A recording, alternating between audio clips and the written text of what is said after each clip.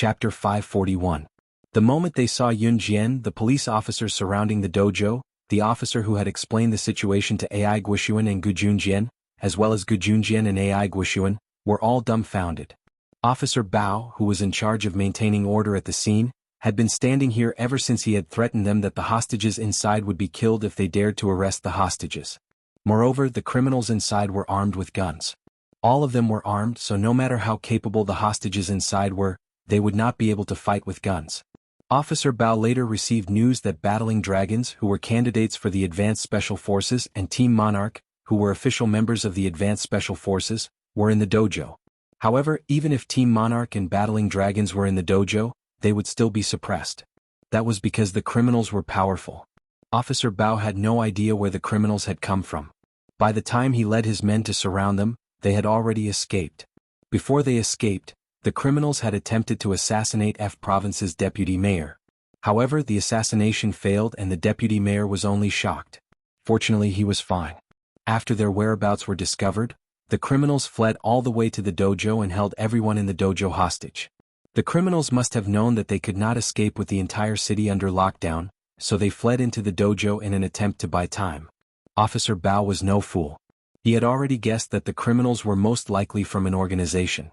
He had planned to inform his superiors for backup, but he did not expect a young girl to appear at the dojo's entrance.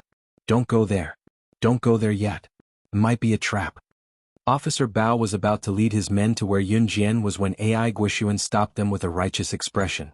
Ai Guixuan was F Province's Advanced Special Forces officer after all, so Officer Bao stopped in his tracks when he heard him. Might be a trap. Otherwise, why would Yun Jian be the only one who came out? Where were the criminals? Ai Guixuan did not think that Yun Jian could subdue the criminals alone. After all, those criminals had guns in their hands. No matter how powerful Yun Jian was, could she have dodged the gunman's pistol and subdued him? She wasn't one of those internationally renowned terrifying existences. Seeing that everyone had stopped in their tracks, Gu Junjian did not blame them. After all, in such a situation the police naturally had to consider the bigger picture. Gu Junjian, on the other hand, walked towards Yun Jian. He knew Yun Jian very well. She was someone who had killed the 10th most powerful assassin in the world. How could those gunmen do anything to her? In fact, when Gu Junjian first heard that Yun Jian and the others were trapped in the dojo as hostages, his heart tightened. Although he had a son, his son did not like him. Therefore, Gu Junjian treated the 7 members of Team Monarch as his own children. Gu Junjian's first reaction when he heard the news was to explain to Qin Yiru if something happened to Yun Jian. From Qin Yiru's usual behavior, Gu Junjian could tell that Yun Yi and Yun Jian were Qin Yiru's roots and Qin Yiru's life. Based on this, Gu Junjian could not let anything happen to Yun Jian. The moment Gu Junjian walked towards Yun Jian walked towards them as well. Chapter 542. Even Officer Bao could not help frowning at Ai Guixuan's action of drawing his gun. Regular police officers were not equipped with pistols, but as the leader of the Advanced Special Forces, Ai Guixuan had the right to carry one. Even if Ai Guixuan had the right to wear a pistol, he did not have the right to point it at Yun Jian. Yun Jian was an Advanced Special Forces soldier, but she was still a 15-year-old girl. Even if Yun Jian was really being controlled by the criminals, Ai Guixuan did not have the right to point his gun at Yun Jian. Therefore, Ai Guixuan's action made many of the policemen around them frown. Ai Guixuan, what are you doing? Gu Junjian frowned when he saw Ai Guixuan pointing his gun at Yun Jian. He then walked over and covered the muzzle of Ai Guixuan's gun, preventing it from pointing at Yun Jian. Gu Junjian was furious. He knew that Ai Guixuan had pointed his gun at Yun Jian purely out of hatred for him. However, Ai Guixuan knew that he could not do anything to him, so he shifted his hatred to Yun Jian instead. What can I do?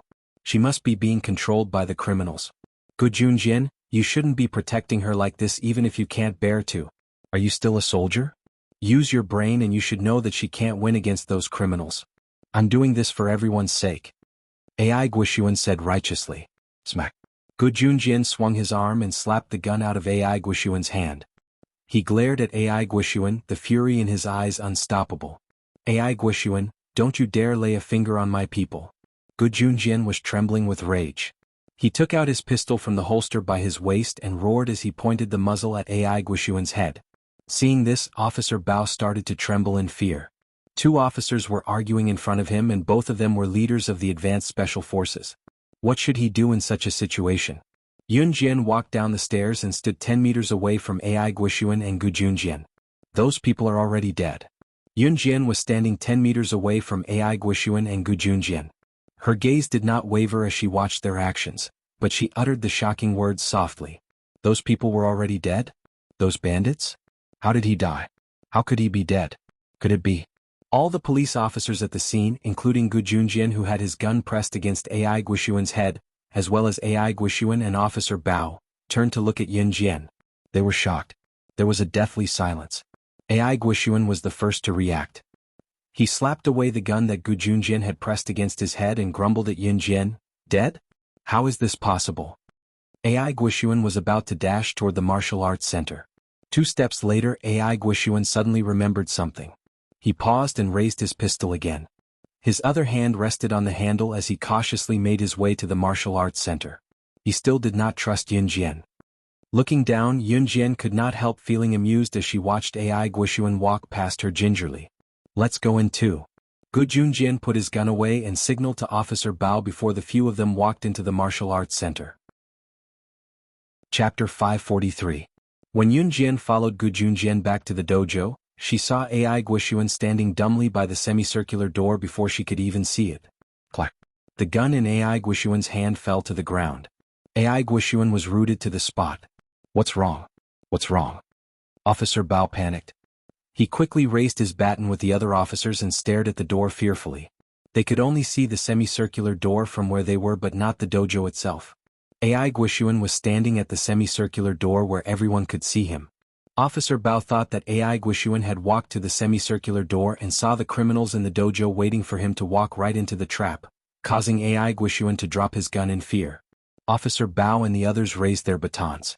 They did not know Yun Jian well and were skeptical of what Yun Jian had said earlier. Gu Junjian frowned but he walked toward the semicircular door fearlessly. Yun Jian glanced at Officer Bao and the others who were too afraid to move forward and followed Gu Junjian.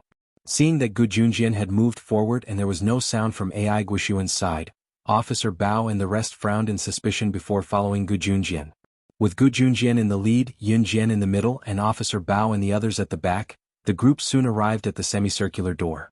They peeked into the semicircular door.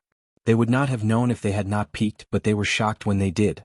When Officer Bao and the others saw the situation in the dojo behind the semicircular door, the batons in their hands dropped to the ground in fright. This. Officer Bao walked around them to the semicircular door. He looked inside the door and glanced left and right a few times. He was so shocked that he was at a loss for words. He could only use the word "this" to describe the situation. All the officers were rooted to the spot. More than 10 corpses were strewn all over the dojo. Among the corpses on the ground, 3 were youths while the rest were the criminals who had entered the dojo earlier. At this moment, apart from Hertz's corpse, the rest of the gangsters who were clearly dead on the ground all had the same fatal method of death, a slash to the throat. In other words, these corpses had been killed without any signs of struggle. Judging from this, how powerful must the person who had killed these criminals be? The people who had been held hostage were leaning against the corner of the dojo, each of them frozen in fear. It was obvious that they had yet to recover from the terror earlier. These criminals couldn't have been killed by them. Even Yu Luo, who was hiding in the corner, did not dare to stand up, let alone the rest of battling dragons. Coach Su had already stood up slowly. Chu Xiangnan's group of 6 stood not too far away from the dozens of criminals. AI Guixuan was so shocked by what he saw that he could not utter a single word. Officer Bao, on the other hand, pointed at the corpses on the ground and stammered, "WW, who killed them?" The question was directed at the group of people who were cowering in the corner. "Is this the answer you're looking for?" Just as Officer Bao spoke, a clear and refreshing voice was heard. Chapter 544. Yun Jian retracted the butterfly knife. She smiled and swung the butterfly knife a few times before keeping it in her pocket. This scene caused a wave of fear to surge in everyone's hearts. The most terrifying thing was not Yun Jian's nimble movements with the butterfly knife, but Yun Jian's action of twirling the butterfly knife in her hand proved one thing. Yun Jian was the one who killed the thugs on the ground with their throats slit. There were no exceptions. Yu Luo and the rest were cowering in the corner in fear. Although Chu Xiangnan and the rest were standing not far away, they did not have knives in their hands. These thugs were all killed by knives. Apart from Hertz, who was shot in the heart and had his eyeballs blown out, the rest were all killed by knives. Yun Jian took out the butterfly knife again and twirled it with ease. She swore to the crowd that she was the one who killed them. Yun Jian could not be blamed for being so high profile. She was the one who killed these thugs, so naturally she was the one who killed them. Moreover, there were so many witnesses when she killed the thugs just now. Paper could not contain fire. Even if she did not say it herself, the hundreds of people present would not say it. Therefore Yun Jian decided to reveal it herself. Moreover, this matter was not over yet. Don't forget, at the beginning, Hertz had made a call to the headquarters of the Inferno Ring. The call went through. Hertz was probably a low-ranking member in the Inferno Ring, even though he was not on the list. Therefore Yun Jian was sure that the Inferno Ring would send people here to save Hertz and the rest. Hertz and the rest had already been killed by her. The Inferno Ring naturally did not know about this. Most of the people present could not understand the conversation between Hertz and the Inferno Ring's headquarters. Although some people had learned English, the real English they spoke was somewhat different from what the teachers taught them in school. Even if the people present could understand the conversation between Hertz and the Inferno Ring's headquarters, Yun Jian was not afraid. What Yun Jian wanted to do was to wipe out all the people sent by the Inferno Ring to save Hertz. If she wanted to do this, she would definitely cooperate with the police because it would be more convenient to deal with things then. She didn't like troublesome things. Therefore Yun Jian planned to reveal her skills as soon as she appeared. Did you kill him? Officer Bao looked at Yun Jian in disbelief. The words that came out of his mouth were filled with shock and bewilderment. Others might not know, but Officer Bao knew it very well. Officer Bao had personally experienced how difficult it was to pursue Hertz and his gang. Hertz and his group failed to assassinate the deputy mayor of F province and were discovered by the police. After that, Officer Bao led the police to chase after Hertz and barely managed to trap Hertz and his group in the dojo. Zhang He and the others were unharmed. In fact, none of them were injured. On the other hand, Officer Bao had lost many of his brothers. Although Officer Bao's brothers did not die, they were seriously injured in the process of chasing Hertz and the others. Faced with such a powerful criminal, Officer Bao had already decided to appeal to his superiors and request for the advanced special forces to come to his rescue. When AI Guixuan and Gu Junjian arrived, the advanced special forces were about to arrive as well. Who would have thought that such a powerful criminal would be killed by Yun Jian? He was killed by an underage girl. Why don't you believe me? Yun Jian crossed her arms. She turned to look at Officer Bao and the others with narrowed eyes. Her lackadaisical attitude made everyone's heart skip a beat. Chapter 545. Everyone was stunned when they heard that. Even Yun Jian raised a brow. She turned to see Coach Su slowly making his way over. Coach Su was an instructor at the dojo and the fifth-generation successor of Yongchun Dojo. As for the Yongchun Mansion, it was quite famous in F Province. It was a place to teach martial arts and had been located in Province F for hundreds of years. As the owner of the Yongchun Gymnasium, Coach Su, who was also the fifth-generation successor of the Yongchun Gymnasium, was quite famous locally. At least in F Province, most people would give him face. Even the police were no exception. Therefore, when Coach Su stood out and spoke to the crowd, who would not believe him? I saw it with my own eyes. Coach Su had already walked in front of Officer Bao. He stared at Officer Bao with his dark eyes and spoke in a firm tone. Officer, I'm the current dojo owner of Yongchun Dojo, Suamo. She killed these people, I can guarantee that. Coach Su knew that Yun Jian intended to come clean, so he stood out to help her. Officer Bao knew that Instructor Su was the current owner of Yongchun Pavilion, Suamo, right away. He nodded, not that he did not believe Yun Jian's story. Even the famous dojo owner of Yongchun Dojo stood out for Yun Jian. How could this be fake? So, it's Coach Su from Yongchun Dojo. Nice to meet you. Officer Bao extended his hand to greet Coach Su. AI Guixuan's face flushed red when he heard Coach Su's words. It was an awkward look. How he had criticized Yun Jian earlier, questioned Yun Jian, and even pointed his gun at Yun Jian, claiming that she was being controlled by the criminals. How awkward was AI Guixuan's current state. However, no one cared about AI Guixuan now. Officer Bao evacuated the crowd and cleaned up the scene. He had Coach Su send the students home at the same time. As for the 3 dead youths, Officer Bao felt sorry for them, but there was nothing he could do. He could only send someone to mediate with their family members. After all, the dead could not be brought back to life. No one would have thought that such an unlucky thing would happen. After the students of Yongchun Pavilion were evacuated, only Officer Bao and his colleagues from the police station, as well as the 7 members of Team Monarch, Battling Dragons, Coach Su, Gu Junjian and AI Guixuan were left. Except for Coach Su, All the people here were either from the military or the police. Yun Jian then walked in front of Gu Junjian and stopped Gu Junjian. Yun Jian, what's wrong? Gu Junjian was stunned. He had been helping the police clean up the set, but now he was suspicious. This isn't over yet, Yun Jian said. Her tone didn't sound like she was joking. Why aren't you done yet?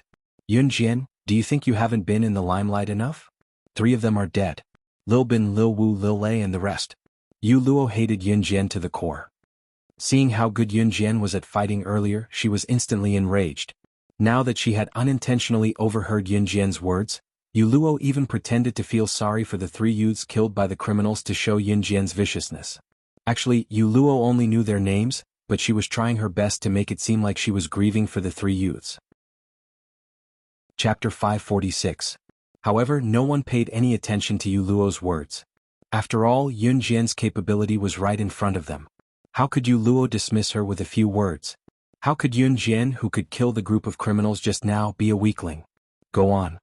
Gu Yunjian's dark eyes stared straight at Yun Jian. When Yun Jian said that the matter was not over yet, he was already looking at Yun Jian with a frown. Since Yun Jian had said so, she must have her reasons for doing so. Gu Yunjian's disregard made Yu Luo hate Yun Jian even more. Yun Jian ignored Yu Luo as well. She looked at Gu Junjian and said, I'm sure the police have guessed that the criminals just now are part of an organization. Ma'am, I've already guessed that. Officer Bao, who was standing at the side, responded to Yun Jian.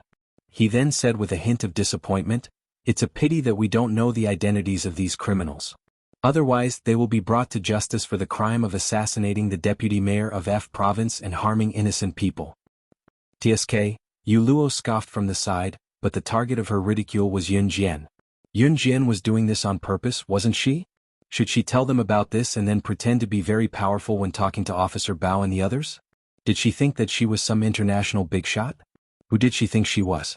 Just as Yu Luo thought so and scoffed without giving face, Yun Jian's clear voice rang again. The Inferno Ring. What? This time not only Officer Bao, but even AI Guishuan cried out in surprise. The Inferno Ring. The criminals just now were from the Inferno Ring? If that was the case, the situation was not looking good. Perhaps normal people did not know what the Inferno Ring was, but as members of the police or military, Officer Bao, AI Guishuan, and Gu Junjian knew very well. The Inferno Ring, wasn't that an international assassin organization that was second only to the Inhun organization and the Kosha mercenaries? If a famous assassin organization could be wanted globally and not be annihilated by Interpol, it meant that the organization had the strength to survive in this world. Those small killer organizations, which one of them wasn't annihilated by the Interpol in the end. Their lairs had been destroyed. As for assassin organizations like Inhun Group, Kosha Mercenaries, and Inferno Ring, it was not that Interpol was unwilling to eliminate them, but that they could not. Some police departments even regarded these top-ranked assassin organizations as big tumors that they didn't dare to touch. If he could hide, he would hide. If he could run, he would run.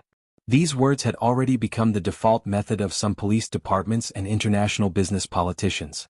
But today they heard from Yun Jian that the Inferno Ring was second only to the #1 international assassin organization, Inhun, and the #1 international mercenary organization, Wuxia.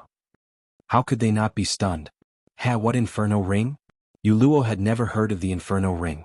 After hearing Yun Jian's words, she snorted and asked curiously. The Inferno Ring is an assassin organization, second only to the #1 international assassin organization, Inhun, and the #1 international mercenary organization, Wuxia.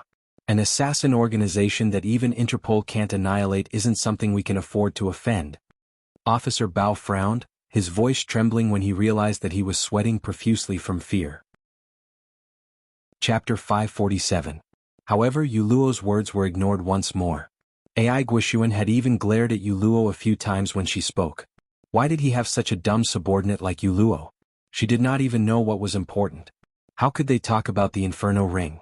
Yu Luo did not even notice AI Guishuan's glare at her to shut her mouth. AI Guishuan was already burning with rage because Yu Luo and battling dragons could not defeat Yun Jian. Suppressing the urge to slap Yu Luo, he retracted his glaring gaze. What's going on? Tell us in detail, Yun Jian. Gu Junjian was much calmer than AI Guishuan and Officer Bao. AI Guishuan's shock and fear when he heard Yun Jian say that the men in black led by Hertz were from Inferno Ring, especially when he was shocked. In comparison, Gu Junjian was much calmer. These men are from the Inferno Ring. Yun Jian spoke. Under everyone's gaze, she walked toward the corpses of the men in black without fear. At this time, the police station had already sent people to clean up the bodies of these black-clothed men, but at this time, the bodies of these black-clothed men had not been cleaned up yet. They were still lying on the ground where they had died. Yun Jian went over and grabbed the butterfly knife with a flip of her hand, holding it in her hand. She used the butterfly knife to lift up the sleeve of Harley's corpse and saw a golden rose branded on the back of his hand that was wrapped in the black shirt. The sparkling rose was eye-catching, but it also darkened the faces of Gu Junjian and the others. Gu Yunjian's previous calmness was replaced by shock and horror. This is the Inferno Ring symbol. Anyone from the Inferno Ring will be branded with this symbol. After Yun Jian unfolded the golden rose on the back of He Yi's hand, she stood up and wiped the butterfly knife again with a tissue before keeping it in her pocket, talking as she walked. This isn't a secret. You'll find out if you don't believe me. Yun Jian tucked her hands into her pockets and looked at Officer Bao and the others with narrowed eyes. Her last sentence was meant for Officer Bao and the others. Yun Jian knew that Gu Junjian had to believe her words. Gu Junjian stepped forward with a frown and added, "That's indeed the Inferno Ring symbol. I saw this symbol during a mission 10 years ago." Gu Yunjian's words made Officer Bao and the others shudder. They were really from the Inferno Ring. Yun Jian was not lying. Then what should we do? Officer asked with a tremble in his voice, frightened. As police officers or special forces, they had all heard of the Inferno Ring's prestige. It was an organization that would do anything to achieve their goals. An assassin's secret agents and assassins. If they were to be retaliated against, wouldn't they be dead meat? We are soldiers. Our people from Country Z were killed by them. Are we going to step back because we are afraid of them? Gu Junjian said with a frown. Gu Junjian had mixed feelings when the 3 innocent youths were killed by Hertz's group. Now that he heard Officer Bao and the others saying that they wanted to stay out of it because they were afraid of the Inferno Ring, Gu Junjian was enraged. Chapter 548. Destroy them. Yun Jian's words stirred fear in the crowd once more. Destroy who? Destroy Inferno Ring? Are you asking us to go against Inferno Ring? Before Gu Junjian could reply, AI Guishuan had already hollered with a slight tremor in his high-pitched voice. Inferno Ring? That's an international assassin organization. Even Interpol can't do anything to them. You want our Province F's military to go against them so that you can reap the benefits? Gu Junjian, keep your men in check. I only have one thing to say, our Province F's military won't interfere in this. AI Guishuan's voice shifted from Yun Jian to Gu Junjian like a bullet, his words blasting out. AI Guishuan was obviously pushing the blame for Yun Jian's words onto Gu Junjian, assuming that Gu Junjian had instigated Yun Jian to say those words. The truth was that this had happened in Province F and the Province F's military was under AI Guishuan's command. If they were to go against Inferno Ring, the Province F's military would definitely go downhill. From the looks of it, Gu Junjian, as the officer of Zhe Province's advanced special forces, had no reason to interfere. AI Guishuan even thought that Gu Junjian wanted his military to go against Inferno Ring.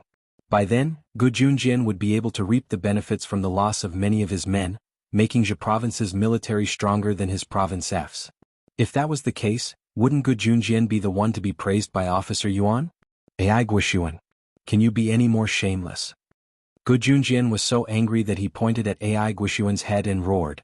Trying to calm himself down, Gu Junjian pointed at AI Guishuan and spoke in the calmest tone that could explode at any moment. Let's put our personal grudges aside for now, alright? You're F Province's advanced special forces officer after all, how could you think like that? I, Gu Junjian, swear that everything I do is for the good of the people. Why did we join the army? Wasn't it all for the sake of the country's stability and for the people to live and work in peace? Shouldn't we join hands to drive those criminals out of our country? Wake up. AI Guishuan, have you forgotten why we joined the military in the first place? Now the people we want to protect have been killed. They were only in their teens. A teenager was killed by these criminals just like that and you still want to run away from it? Are we going to let those lawbreakers bully and humiliate us? Gu Junjian can't do it. Gu Junjian said all this in one breath and by the end of it he was already furious. AI Guishuan, who was being scolded by Gu Junjian, was deep in thought for 2 seconds. While AI Guishuan was deep in thought, Yun Jian was already standing in front of the group. She looked at the group with a slight smirk before looking at AI Guishuan. Following closely behind Gu Junjian, she said to AI Guishuan, "You can choose to escape, But I can also tell you that the Inferno Ring won't do anything when their men are killed in F province.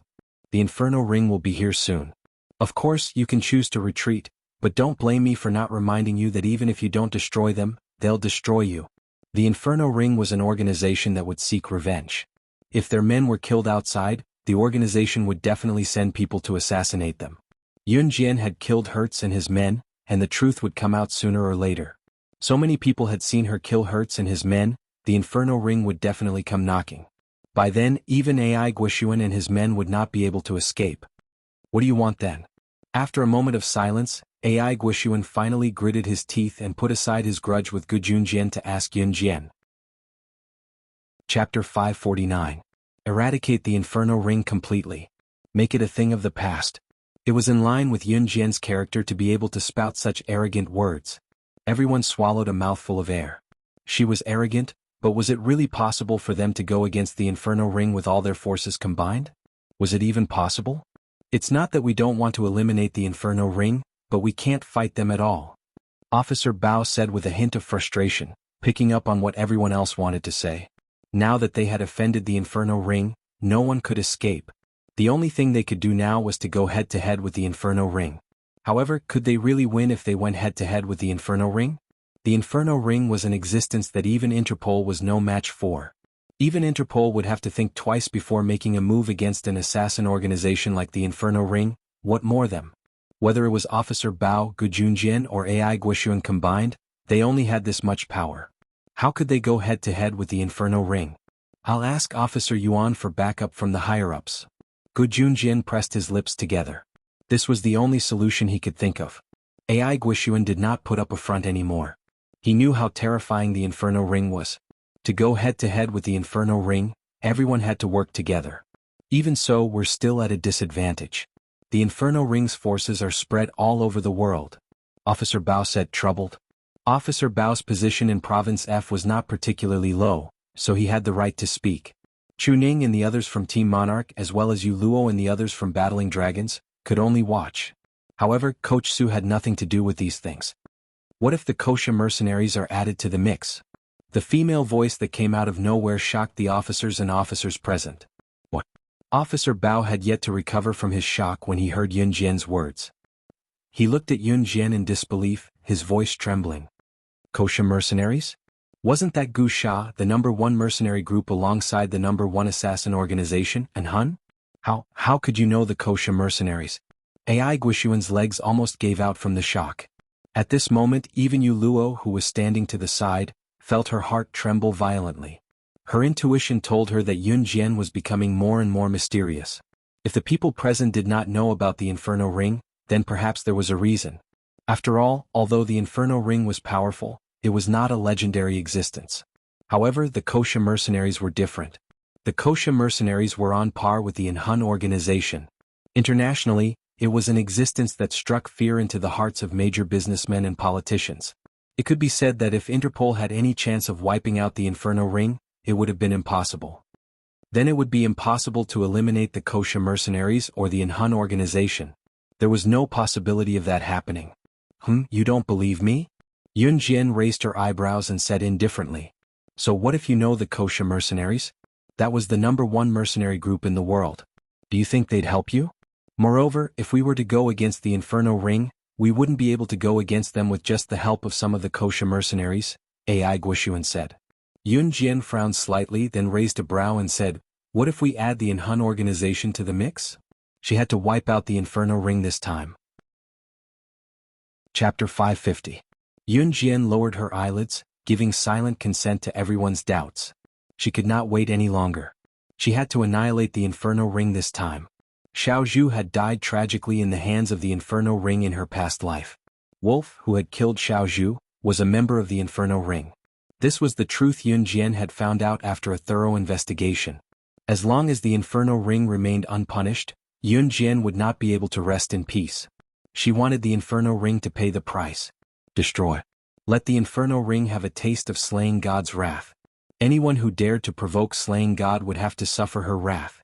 As for why she wanted to join forces with Gu Junjian and AI Guishuan's military forces, it was not without reason. Country Z had a large population and there were many soldiers in both provinces. Their combined strength was rather formidable. Yun Jian knew that her Kosha mercenaries could not send all their men to annihilate the Inferno Ring. After all, the Kosha mercenaries had just annihilated the old men not too long ago. Now that the mercenary group had suffered heavy losses, they needed time to recuperate. If it were not for Gu Junjian and AI Guishuan's help, Yun Jian would not have taken action to annihilate the Inferno Ring. After all, the Inferno Ring was an assassin organization. The Kosha mercenaries who had suffered heavy losses were far from enough to annihilate them. AI Guishuan and Gu Yunjian's military forces were not weak. She could rope them in and contact CE to borrow some men from the Inhun group. Yun Jian was sure that if the Inferno Ring could escape the fate of being annihilated this time, she would pronounce her name Yun Jian upside down. As for AI Guishuan and Gu Junjian, Yun Jian was not using them. As officers of the Advanced Special Forces, both AI Guishuan and Gu Junjian yearned for fame. If they could eliminate the Inferno Ring that even Interpol could not, then AI Guishuan and Gu Yunjian's status would be vastly different. AI Guishuan and Gu Junjian would not have accepted such an offer if they had no chance of winning back then. Hence, Yun Jian brought up the Kosha mercenaries and Inhun. Of course, even if Yun Jian wanted to borrow people from Inhun, she would never want to lend out most of Inhun's people. Yun Jian knew that as long as she opened her mouth, CE would send all the members of Inhun over, or even send all the members of Inhun to wipe out the Inferno Ring. However, considering the fact that Inhun organization and Kosha mercenaries had mobilized some of their men, it was unlikely that other assassin organizations would take advantage of the situation. To be safe, Yun Jian invited Gu Junjian and AI Guishuan. Yun Jian, do you really know the people from the Kosha mercenaries and Inhun? You have the ability to invite them over? It was not that Gu Junjian did not believe Yun Jian, but the news was too much for him to accept. They were two of the most renowned organizations in the world. Just one of them alone was comparable to a country's combat power. As for Yun Jian, did she really have the ability to invite people from these two organizations over? Gu Junjian knew very well what kind of person Yun Jian was. Her biological parents were just ordinary workers in Xinjiang town. Whether it was Qin Yiru or Qin Yiru's ex-husband Yun Gang, both of them were ordinary people. As their child, Yun Jian could not possibly be acquainted with two of the most terrifying organizations in the world, could she? I never make promises that I can't do. Yun Jian looked at Gu Junjian, her eyes sparkling. She did not look like she was lying at all. All right, I believe you, Gu Junjian said firmly. Chapter 551. I trust her. Gu Junjian turned to look at AI Guishuan. He spoke resolutely, his tone brimming with the pride of a soldier. The current Gu Junjian made others see him in a new light. This was a brand new soldier's demeanor. Only a soldier could possess such an awe-inspiring aura. Because she's my subordinate. If I can't even trust my subordinate, who else can I trust? Gu Junjian looked at AI Guishuan and uttered word by word. Actually, there was a deeper meaning behind Gu Yunjian's words. Back then, before AI Guishuan had dragged Gu Yunjian's other brother to take the bullet, he had told Gu Junjian that he did not trust the other brother. That was because the other brother was usually petty. Although the three of them were brothers, AI Guishuan was meticulous. His mind was as delicate as a woman's, always noticing things that were out of the ordinary. Their other brother was also petty. For example, he would turn hostile at once if AI Guishuan wanted to borrow something from him. AI Guishuan was very upset about that. Gu Junjian knew that before AI Guishuan dragged his brother to take the bullet, there was already a crack in their friendship. However, Gu Junjian was furious. He was furious that his brother had insisted on dragging him back to save AI Guishuan despite his superior's order to retreat, only to be dragged by AI Guishuan to take a bullet and die on the spot. His brother had gone back for AI Guishuan, but AI Guishuan had ungratefully dragged him along to take the bullet. How could Gu Junjian not be enraged? Ever since then, Gu Junjian had not been on AI Guishuan's side anymore. Since then, Gu Junjian and AI Guishuan had gone from being best buddies to the current stalemate. All of this started when AI Guishuan dragged his other good friend to take the bullet for him. To put it bluntly, it was because AI Guishuan did not trust his brother. Otherwise, AI Guishuan would not have done such a thing if there was no barrier between them. Therefore, when Gu Junjian said that if he didn't trust his own subordinates, who else could he trust? Part of it was meant for AI Guishuan. This time, AI Guishuan surprisingly did not fight with Gu Junjian. Alright, then you can trust me. In any case, the people in my army will not take this risk. AI Guishuan, who had been swayed by her words earlier, scoffed coldly and rejected her again. Don't help if you don't want to. Goodbye. Yun Jian glared at AI Guishuan coldly. Actually, There was not much difference between having AI Guishuan's help or not. The Inhun organization and her Kosha mercenaries were enough to suppress the Inferno Ring. However, Yun Jian's invitation to Gu Junjian and AI Guishuan was well thought out. AI Guishuan left in a huff after being angered by Yun Jian. Before he left, AI Guishuan called for Yu Luo and the rest to leave together. Before he stepped out of the semicircular door, he turned to look at Yun Jian and spoke to her with his nose up in the air. "I'd like to see how you're going to get the Kosha mercenaries and Inhun to help you. I'll be waiting to see." As he spoke, AI Guishuan pointed at his eyes and left with Yu Luo and the rest in a huff. Chapter 552. Just open your eyes wide and watch, Yun Jian said with her eyes lowered, annoyed by Yu Luo's words. Yun Jian. Yu Luo thought that Yun Jian would not reply to her, but Yun Jian's first words were merciless mockery. She was enraged by Yun Jian's words. Just as she was about to retort Yun Jian, she saw that Yun Jian had a butterfly knife in her hand. She was toying with it, swinging it up and down. Yu Luo gulped. She had not forgotten how Yun Jian had stabbed Hertz's eyeballs with this butterfly knife. She also could not forget how Jay and his men in black were killed by Yun Jian. Yun Jian's bizarre moves were so natural that one would shudder at the mere thought of it, let alone the way Yun Jian was swinging the butterfly knife in her hand. Yun Jian was swinging the butterfly knife casually in front of Yu Luo, even looking at her from the corner of her eyes. The scene sent chills down Yu Luo's spine. "Officer AI, let's go." Yu Luo was so frightened that she quickly ran out. Her laughable look made everyone present feel that she was being ridiculed. Where had the awe-inspiring Miss Yu gone? Right now, Yu Luo was like a little mouse that was running for its life. She did not even greet her uncle, Coach Su, when she left. Coach Su could only sigh with his head hung low. This was also one of the reasons he did not think highly of his niece. She was too arrogant, too ostentatious, and too selfish. After AI Guishuan and Yu Luo left, the world seemed to have quieted down. I can also help. Just as Yun Jian had decided to discuss the next step with Gu Junjian, Officer Bao suddenly spoke up from the side. Unknowingly, Yun Jian had taken control of the situation. "My position isn't high, but as long as it's within F Province's jurisdiction, I can still do my part." Officer Bao gritted his teeth, determined to do something big. "Thank you." Yun Jian looked up at Officer Bao and smiled. For some reason, Officer Bao was pleasantly surprised by Yun Jian's sudden gratitude. "You're welcome." Officer Bao replied immediately. "I'm alright, I'm going to arrange the next step." Yun Jian had already thought through the entire incident and her subsequent plans in such a short amount of time. Yun Jian had Officer Bao call most of the police out, leaving only a few trustworthy ones behind. Coach Su did not leave as well. It was only then that Yun Jian began to explain her next step. Hertz asked for help from the Inferno Ring before he died, saying that they're trapped in the dojo. "So, Officer Bao, what you're going to do next is to make everyone who knows about what happened today keep their mouths shut. In that case, the Inferno Ring won't know what happened here, nor will they know that Hertz and his men are dead. Officer Bao, continue to surround the Martial Club with your men. Just pretend that Hertz and his men aren't dead yet. I'll get Gu Sha's men to assist you right away. No matter how many reinforcements the Inferno Ring sends or when they arrive, capture them all. Inform me immediately after you've captured them. Officer Gu, you'll bring your men with you. Once the Inferno Ring's men are captured, you'll follow me to meet up with the Kosha mercenaries and Inhun.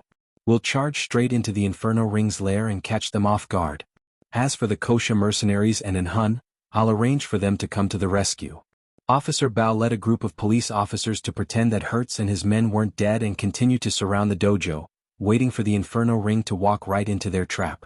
Once the Inferno Ring's reinforcements arrived, Yun Jian would send the Kosha mercenaries to capture all of them on the spot.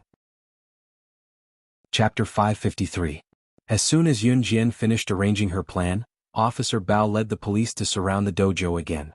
Officer Bao had some influence in F Province. As for Coach Su, he was very cooperative with Yun Jian's plan. He even promised Yun Jian that he would not step out of the dojo for the next few days in order to make the plan look flawless. Yun Jian also had a good impression of Coach Su. Although Coach Su and Yu Luo were uncle and niece, Coach Su's personality was completely different from Yu Luo's. Coach Su was a very righteous person, which was a stark contrast to Yu Luo's selfish personality.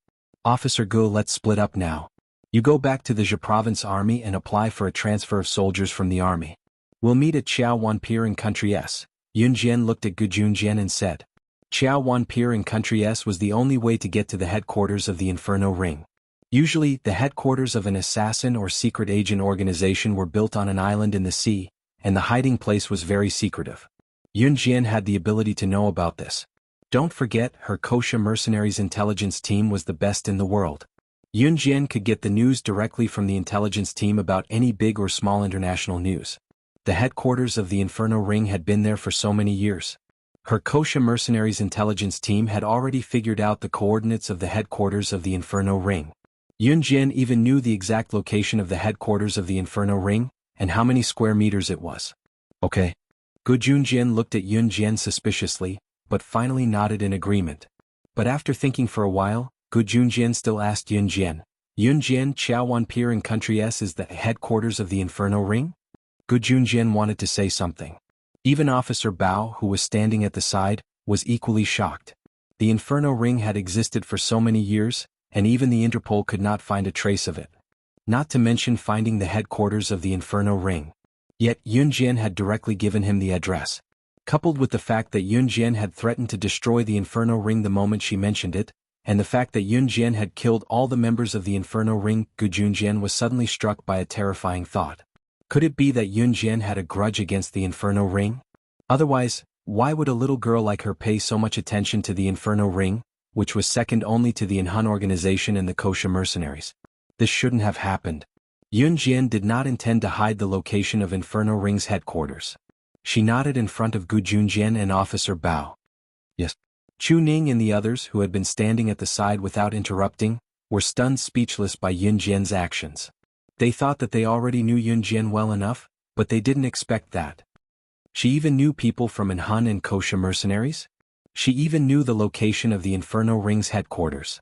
Alright, we'll move out immediately. Gu Junjian nodded and took out his phone to call his superior to request for the military to send people over.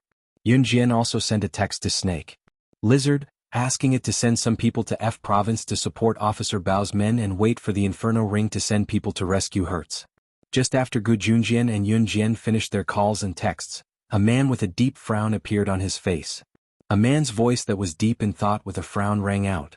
Yun Jian, I want to ask you something. The person who spoke was Lu Shiyun, who was standing not far away. Chu Ning and the others were also stunned. Captain, what do you want to ask? Why are you being so secretive? Ah. Chu Xiangnan chuckled as he teased, but Chu Ning pulled his ear and dragged him to the side. What's the matter? Yun Jian asked, pursing her lips. Your codename is Killer God and you know people from the Wuxia mercenaries. From what I know, the boss of the Wuxia mercenaries also has the codename Slaying God, which is so similar to your codename. Slaying God is the number 1 on the international secret agent ranking. I really want to know, are you guys related? Chapter 554. Lu Shiyun's words caught everyone's attention. It was Officer Bao and Coach Su's first time hearing that Yun Jian's code name was Slashing God. Gu Junjian and the rest knew about it, but with Lu Shiyun's reminder, they focused their attention. Although Slashing God and Slaying God had different pronunciations if one thought about it, there was only a slight difference between the two names. Yun Jian was able to convince the Wuxia mercenaries and Inhun group to help them eliminate the Inferno Ring. It did not make sense for a junior high school student like her to do so, did it not? Everyone stared at Yun Jian trying to get an answer from Yun Jian. Under everyone's expectant gaze, Yun Jian raised her brow. She looked energetic, giving people the urge to know everything about her. Yun Jian's performance was too shocking. Her ability had surpassed that of a junior high school student. Under everyone's gaze, Yun Jian's lips curled up. Her smile was mesmerizing, delicate yet not lacking in beauty. Just the sight of it was enough to fill one with joy. She curled her lips and calmly spat out the words that shocked everyone. It has something to do with me. Yes. Yun Jian was related to Slaying God, the number 1 secret agent in the international ranking. That was the number 1 secret agent in the international ranking. Gu Junjian and the rest felt as if there were 10,000 horses galloping in their hearts. A sudden shock and fear spread through their bodies. Who was Slaying God? In Gu Junjian and the rest's eyes, all information about Slaying God could only be described as rumors. Rumor had it that Slaying God appeared and disappeared mysteriously. She started killing at the age of 12 and within 2 years, she went from an unknown female secret agent to a dark horse in the underworld. Rumor had it that she had eliminated the top 10 assassin organizations when she was 13. She had eliminated an entire organization on her own. She was only 13. What would a normal child be doing at the age of 13? They would be growing up in their parents' arms. However, to slaying God, these things that were impossible were all facts. This was because only a small number of people knew that slaying God had been abducted by the organization when she was 5. Now that she was 13, she had stepped on countless lives and blood. 8 years of growth was enough to turn a child into a terrifying killing machine. However, after slaying God annihilated one of the top 10 assassin organizations on the list at the age of 13, she killed the previous boss of kosher mercenaries and replaced him before everyone could process what had happened. This step was enough for slaying God to gain a foothold in the international arena. By the time she was 16, slaying God had already taken the world by storm and was ranked number 1 on the international secret agent ranking. This kind of growth speed terrified everyone. And now, Yun Jian actually said that she was related to that legendary character. How could Gu Junjian and the others not be shocked? How could they not go crazy? In fact, Gu Junjian and the others would never have dreamed that Yun Jian would become 1 year younger when she was 16 years old in her previous life. When she was reborn, Yun Jian was only 15 years old. Now that the new year was over, she had turned from 15 to 16 years old. In fact, Yun Jian was already 17 years old now. It was just that her body was 1 year younger. You know her? I'm referring to slaying God. Lu Shiyun gulped as he asked again. There was an unmistakable panic on his face. If Yun Jian really knew slaying God, everyone present would be shocked. After all, not many people in the world had seen slaying God's face. Her. However, the girl's clear and loud voice was as pleasant as the sound of nature, pulling everyone's attention back to the present. Chapter 555. Yun Jian was slaying God? What kind of international joke was this? Everyone stared at Yun Jian in horror. Their faces were drained of color.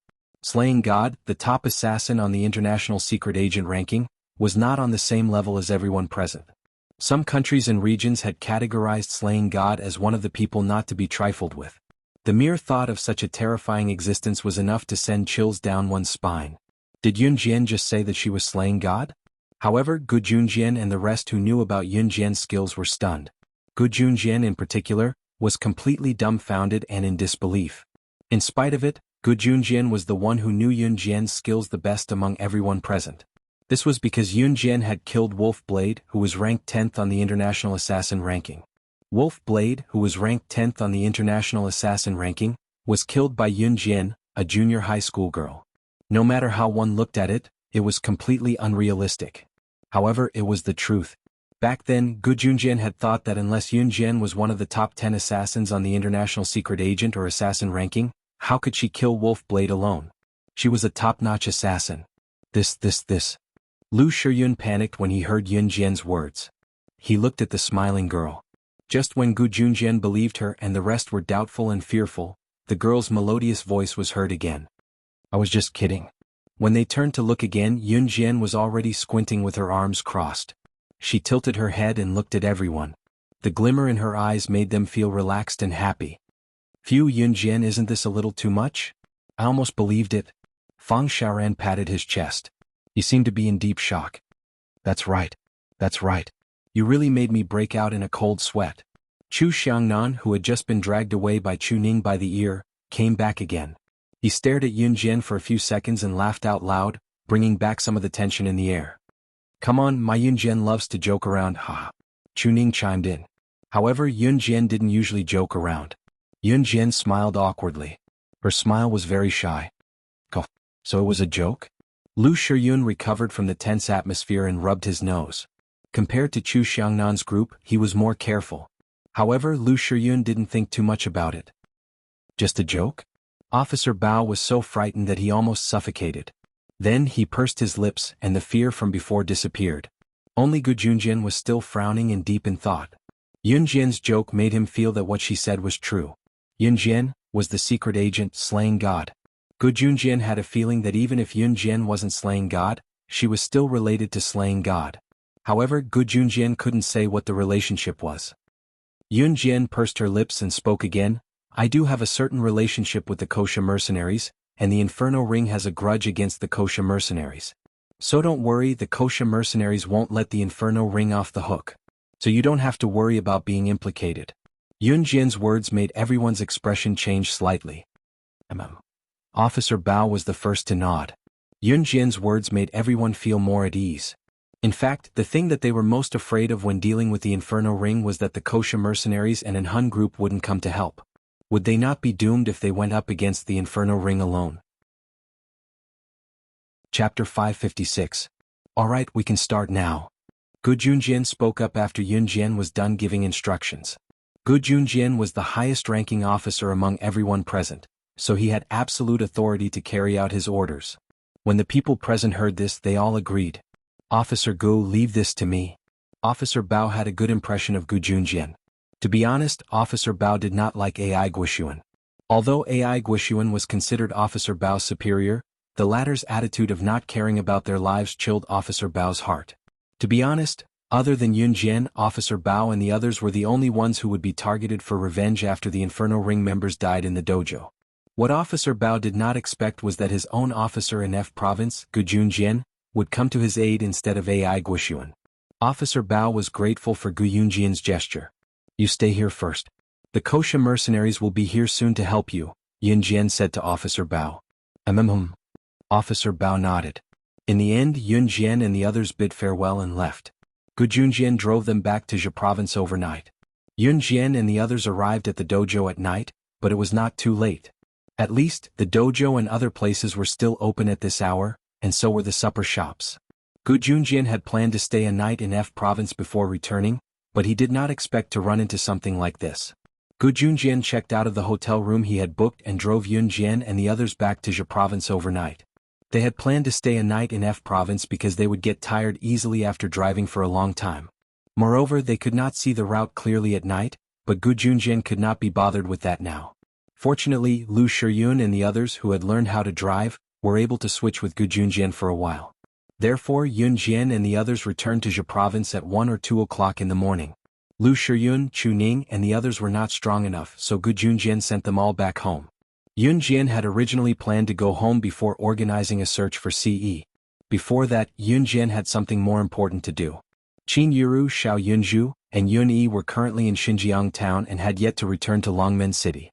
Initially, Yun Jian and Yun Yi had agreed to visit Qin Yu's house on the 12th, but she had to postpone it for a few days due to a last-minute plan. As for Qin Yu, Yun Jian did not plan to let her return to the organization with her during the new year. When she parted ways with Gu Junjian, Yun Jian asked him to send her to Lan Su's house. Yun Jian had arranged for Lan Su to stay. Other than going to Lan Su's place before the new year, Yun Jian was not free at all. It was late at night and Yun Jian did not plan to return to Xinjiang town, nor did she want to go back to Dong Ruan's house. Yun Jian had something important to discuss with Lan Su. After Gu Junjian sent Yun Jian to Lan Su's suite, Yun Jian went upstairs alone to knock on the door. It was 1 or 2 o'clock in the morning. Yun Jian had only knocked twice when Lan Su ran out to open the door. Lan Su was surprised to see Yun Jian when he opened the door. Yun Jian had come to visit him once before the new year but had not come since. Yun Jian had gone to Xinjiang town and Yun Jian had told him about it. Why did she come to his place in the wee hours of the morning? He almost called the wrong name. Yun Jian, you're here to see me now? Lan Su had not seen Yun Jian for a long time. Her heart was with the witch tribe, so when she saw Yun Jian, she could not help calling out Lord Witch Goddess. Chapter 557. After closing the door, Yun Jian stood in the luxurious suite with Lan Su. When Yun Jian had asked Zhang Jifan to arrange a place for Lan Su to stay, she had picked a suite in the best location in Longmen City. Lan Su, on the other hand, was a clean and refreshing girl. Entering Lan Su's house, Yun Jian saw the clean living room. The lights in the living room were still on, including Lan Su's bedroom next to the living room. The door to Lan Su's bedroom was wide open as well, the lights glaring. Yun Jian shifted her gaze back to Lan Su. Lan Su was used to wearing all black. She had an aloof look but she had thin brows, big eyes and thin lips, a classic beauty. Yun Jian could not help being impressed. Lan Su's ancient black gown accentuated her slender figure the most. When they first met, Lan Su's ancient black gown gave off a refreshing and beautiful feeling. Back to the topic, Yun Jian looked at Lan Su's charming eyes under her long lashes and was about to speak when Lan Su beat her to it. Yun Jian, why are you looking for me? Lan Su's words made Yun Jian press her lips together. I might not be able to come back in the next few days. You know that my mother, elder brother and younger brother are in Xinjiang town now.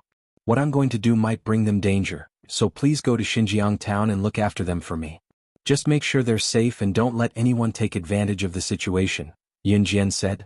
Yun Jian was afraid that Inferno Ring's people or those who had been eyeing her covetously would take the chance to lay their hands on Qin Yiru and the rest when she was not by their side. Yun Jian would not make the same mistake twice. When Yun Jian found Xiao Yunju in her past life, she had left Xiao Yunju in the kosher mercenaries. She did not know that snake, lizard and tiger, leopard were not in the organization at that time and Xiao Yunju was abducted then. Although Yun Jian suspected that the old folks in the kosher mercenaries were involved, she was not entirely sure. In the end it led to Xiao Yunju's tragic death. Therefore Yun Jian would never allow such a thing to happen a second time. Just make sure they're safe? Lan Su's big eyes blinked. Her change from her aloof demeanor warmed Yun Jian's heart. Yun nodded. There was a reason for her to look for Lan Su. Because Lan Su's ability. Lan Su came from the Yulong continent, and the people of the Yulong continent all had the power to cultivate. These were things that the people of Earth who lived in the human world could not compete with. Therefore, asking for Lan Su's help was the best idea that Yun Jian could come up with at the moment. There was no other way. Alright. Lan Su will definitely not disappoint the great sorcerer goddess. Lan Su suddenly stepped back and placed one hand in front of her chest as she promised Yun Jian. Yun Jian nodded slightly. She did not blame Lan Su for calling her the great sorcerer goddess again. Because Yun Jian knew that this was how Lan Su and the other cultivators of the Yulong continent made promises to others. As long as a cultivator made a promise like this, then even if the heavens fell and the earth cracked, she would still keep her promise. Thank you. Yun Jian squinted at Lan Su and thanked her from the bottom of her heart. Her family was her root.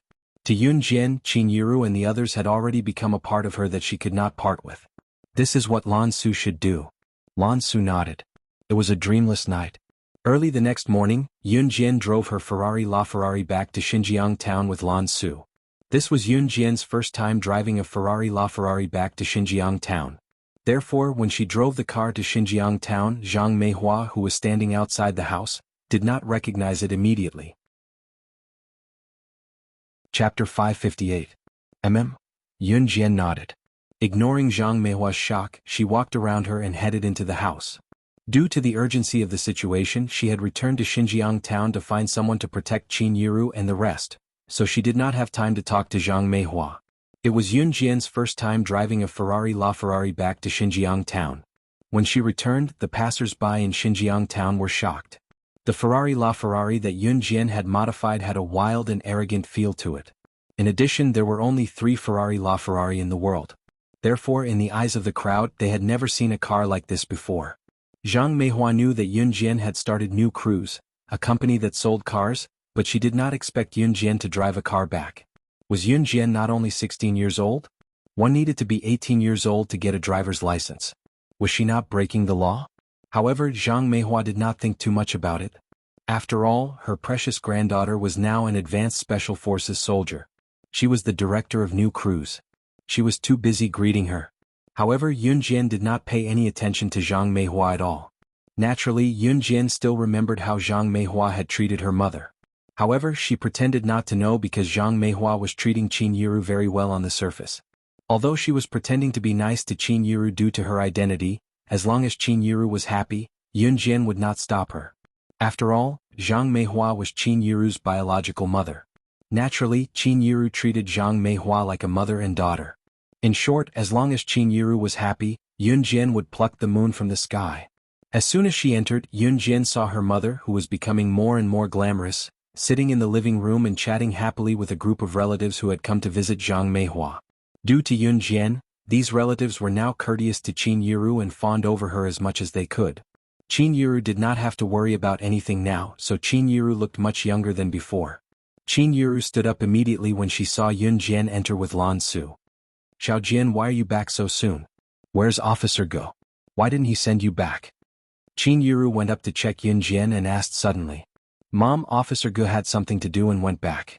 There's a training session in the military, so I'll be leaving later but I'll be back soon, Yun Jian said as she pulled Lan Su to Qin Yiru and introduced her to Qin Yiru. Mom, this is Lan Su. She's my friend. Her school asked her to write an essay for the winter break for a provincial competition. It's about the fields, but she grew up in the city and has never seen the fields in the countryside, so she's coming back with me to stay here for a few days. I can't stay here because I have something to do in the military, so please take care of her for me, Mom. Yun Jian had already discussed her confession with Lan Su before she came. It was natural for Yun Jian to lie now. Hello, Auntie, Lan Su greeted Qin Yiru after Yun Jian said that. Qin Yiru was a little disappointed when she heard that Gu Junjian did not come. In spite of it, Qin Yiru greeted Lan Su when she heard that she was her daughter's friend. Hello. You're Su, right? Come in, don't be shy. Just treat this as your own home. Amen. Lan Su nodded and entered the house. Then Mom, I'll be going first. Yun Jian squinted and turned to leave. Jejia. Xiao Yunju ran down the stairs with his short legs. Jejia. Is he Gij here? Xiao Yunju ran like the wind, his bouncing and skipping made Yun Jian delighted. No, Yun Jian answered after caressing Xiao Yunju's head. Xiao Yunju hung his head in disappointment. Chapter 559. Yunju sprinted to the door with his short legs in delight and lightness. Even Zhang Meihua, who had just returned from the entrance, could not help glancing over at the sound. Yun Jian looked up slightly as well, only to see a tall silhouette appearing just in time under the warm sunlight of winter. Yun Jian pressed her lips together and beamed brightly as she followed Xiao Yunju over. Xiao Yunju was already in Si Yi's arms. Si Gij. Xiao Yunju called out excitedly in Si Yi's arms. The magnetic voice came from above. Si Yi rubbed Xiao Yunju's head, but his eyes were on Yun Jian, who was making her way to him. You're here. Come in and have a seat. Qin Yiru walked over to greet them with a glance. Before Yun Jian could reach Si Yi, Zhang Meihua, who was about to return from not too far away from the entrance, could not help chuckling. Must be here for Xiao Jian. Come on, come in. Have some tea before you leave. Zhang Meihua called out to Si Yi like Qin Yiru and even went to the door to tug at Si Yi's sleeve, asking him to come in. Zhang Meihua was incredibly polite to Yun Jian now. She was courteous to Si Yi since she had seen Si Yi's Lamborghini the last time. They were all rich people. As someone who had been through this, Zhang Meihua could tell early on that the young man was most likely interested in Yun Jian. As long as she maintained a good relationship with the young man, she was not afraid that Yun Jian would not provide for her when she was old. Just thinking about it made Zhang Meihua feel like the future was within reach.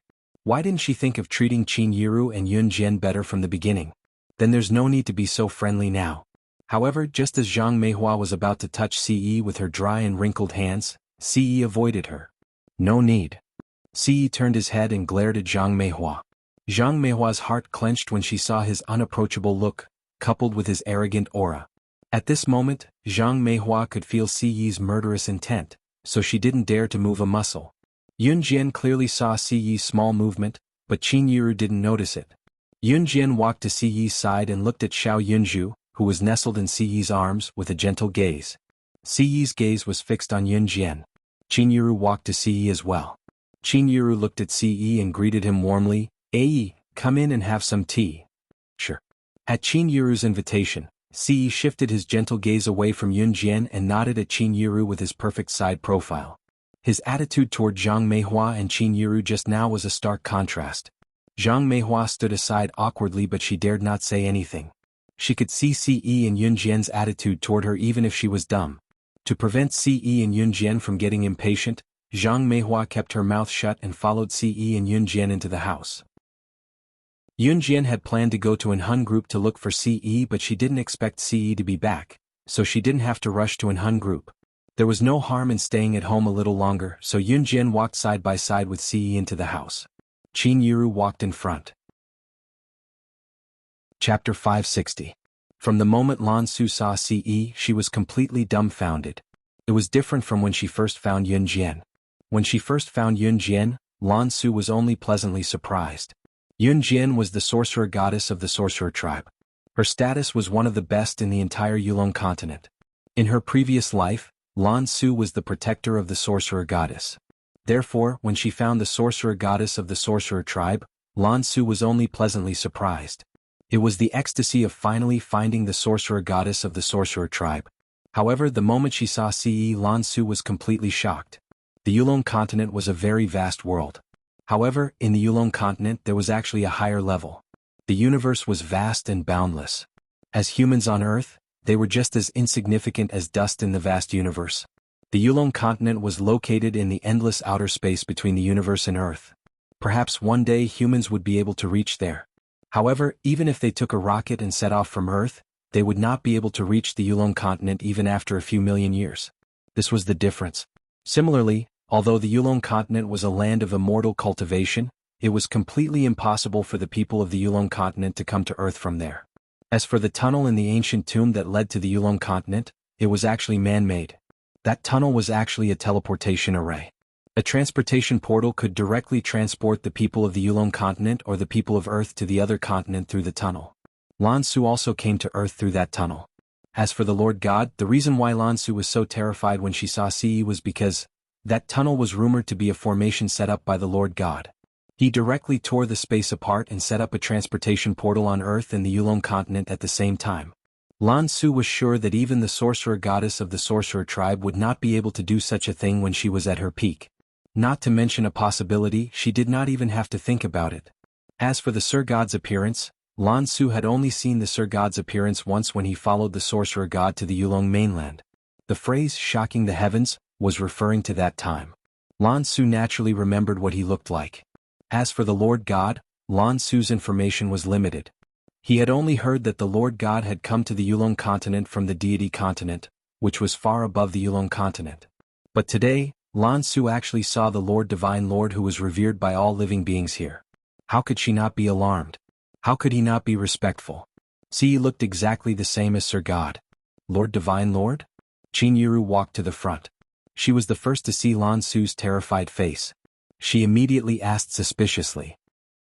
Yunjian's eyes flashed at the same time.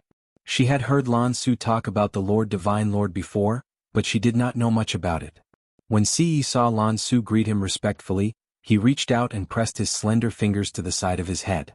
Some images suddenly flashed past.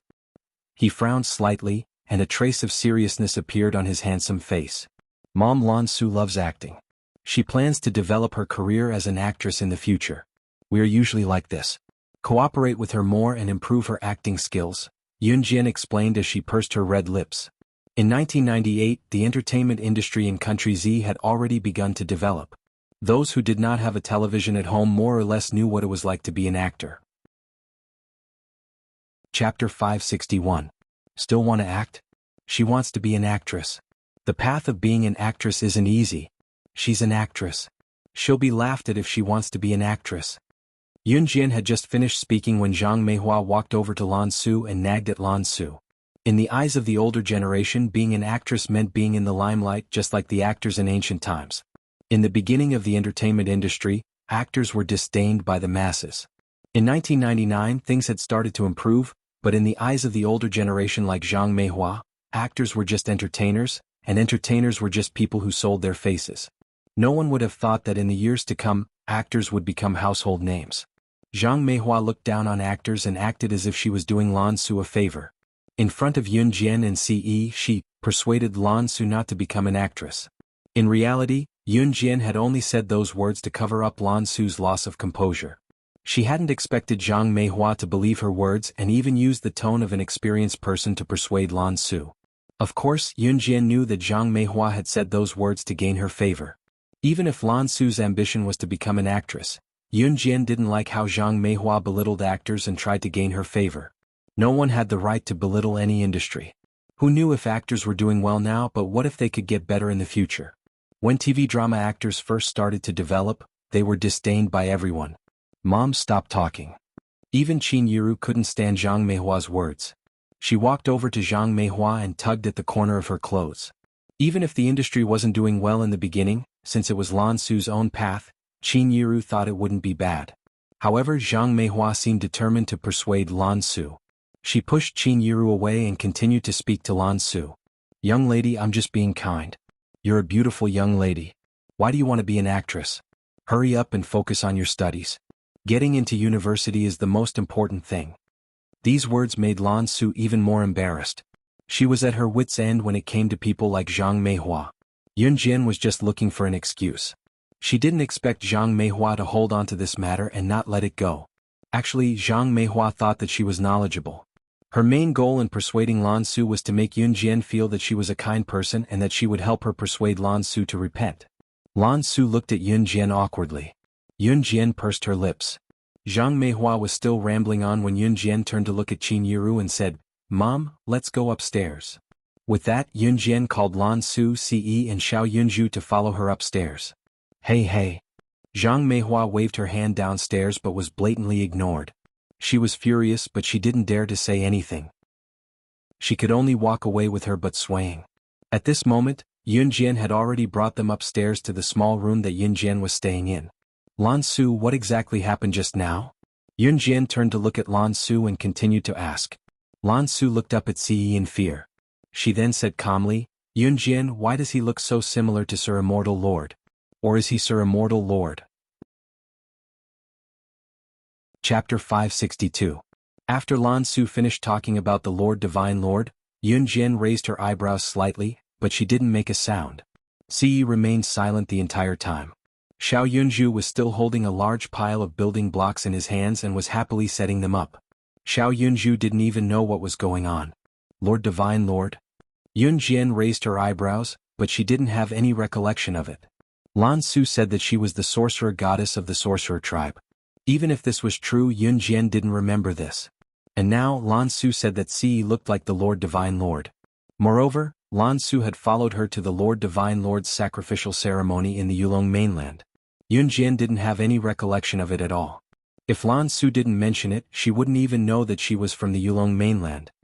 That was a few thousand years ago, but Lord Sorcerer Goddess, please believe me. Everything Lan Su said is true. Although I only saw the Lord Divine Lord's handsome face from afar, it's still fresh in my memory. Lan Su raised 3 fingers and swore to the heavens. Lan Su didn't mean anything else. She just wanted to confess that what she said was true. I believe you. Yun Jian stood up from the bed and looked at Lan Su with a determined gaze. Then Yun Jian frowned slightly and turned to look at Ce. When Ce met Yun Jian's beautiful and probing gaze, his heart tightened. He even had the urge to bind Yun Jian under his wings. Do you want to know? His pleasant voice was like the summer fireworks. It was fleeting, but it still had a lingering magnetism. Seeing Ce turn to look at her, Yun Jian's heart skipped a beat. Then she immediately regained her senses. Actually, Yun Jian wanted to ask Ce. This should be a coincidence, right? Based on what Lan Su had said, the Lord God who looked like Ce must be from the deity continent, a continent that was many times more mysterious than the Yulong continent. More importantly, that Lord Divine Emperor was the most powerful person in the deity's continent. Yun Jian naturally wanted to ask, but she didn't know where to start. She gradually lowered her eyes. I am. However, at this moment, Ce's deep voice suddenly rang out. Hearing this, even Lan Su, who was standing to the side, stared at him with her eyes wide open in shock. He said he was. He was Lord Divine Lord. You. Yun Jian was also stunned. However, what shocked Yun Jian the most wasn't Ce's appearance on Earth. Rather, why did he tell me this? From what Lan Su had said, Yun Jian could tell that the Lord Divine Emperor of the Yulong continent had a very high status. Since Ce had never mentioned this, it was obvious that this was a secret that couldn't be told. However, he had actually told her. Why are you telling me this? Yun Jian asked. Her pink lips looked very appetizing. I won't hide anything from you. It was just a promise. Ce's handsome lips curved slightly as he spoke. However, this sentence made Yun Jian's heart beat faster. As soon as he finished speaking, Ce stretched out his slender arm. In the next second, he scooped Yun Jian up and pulled her towards him. Then he turned around and pressed Yun Jian into a corner in front of Lan Su. Lan Su was so shocked by Ce's actions that she quickly covered her eyes. However, she was very curious and secretly peeked through the gaps between her fingers. When did her sorcerer goddess and Lord Divine Lord, cough cough. Chapter 563. Xiao Yunju's innocent words made everyone present feel extremely awkward. Yun Jian's earlobes were even redder than before. She pushed Ce away shyly and even pinched Ce's arm lightly.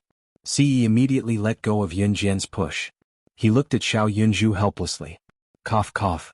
As if trying to ease the awkwardness, Yun Jian coughed lightly.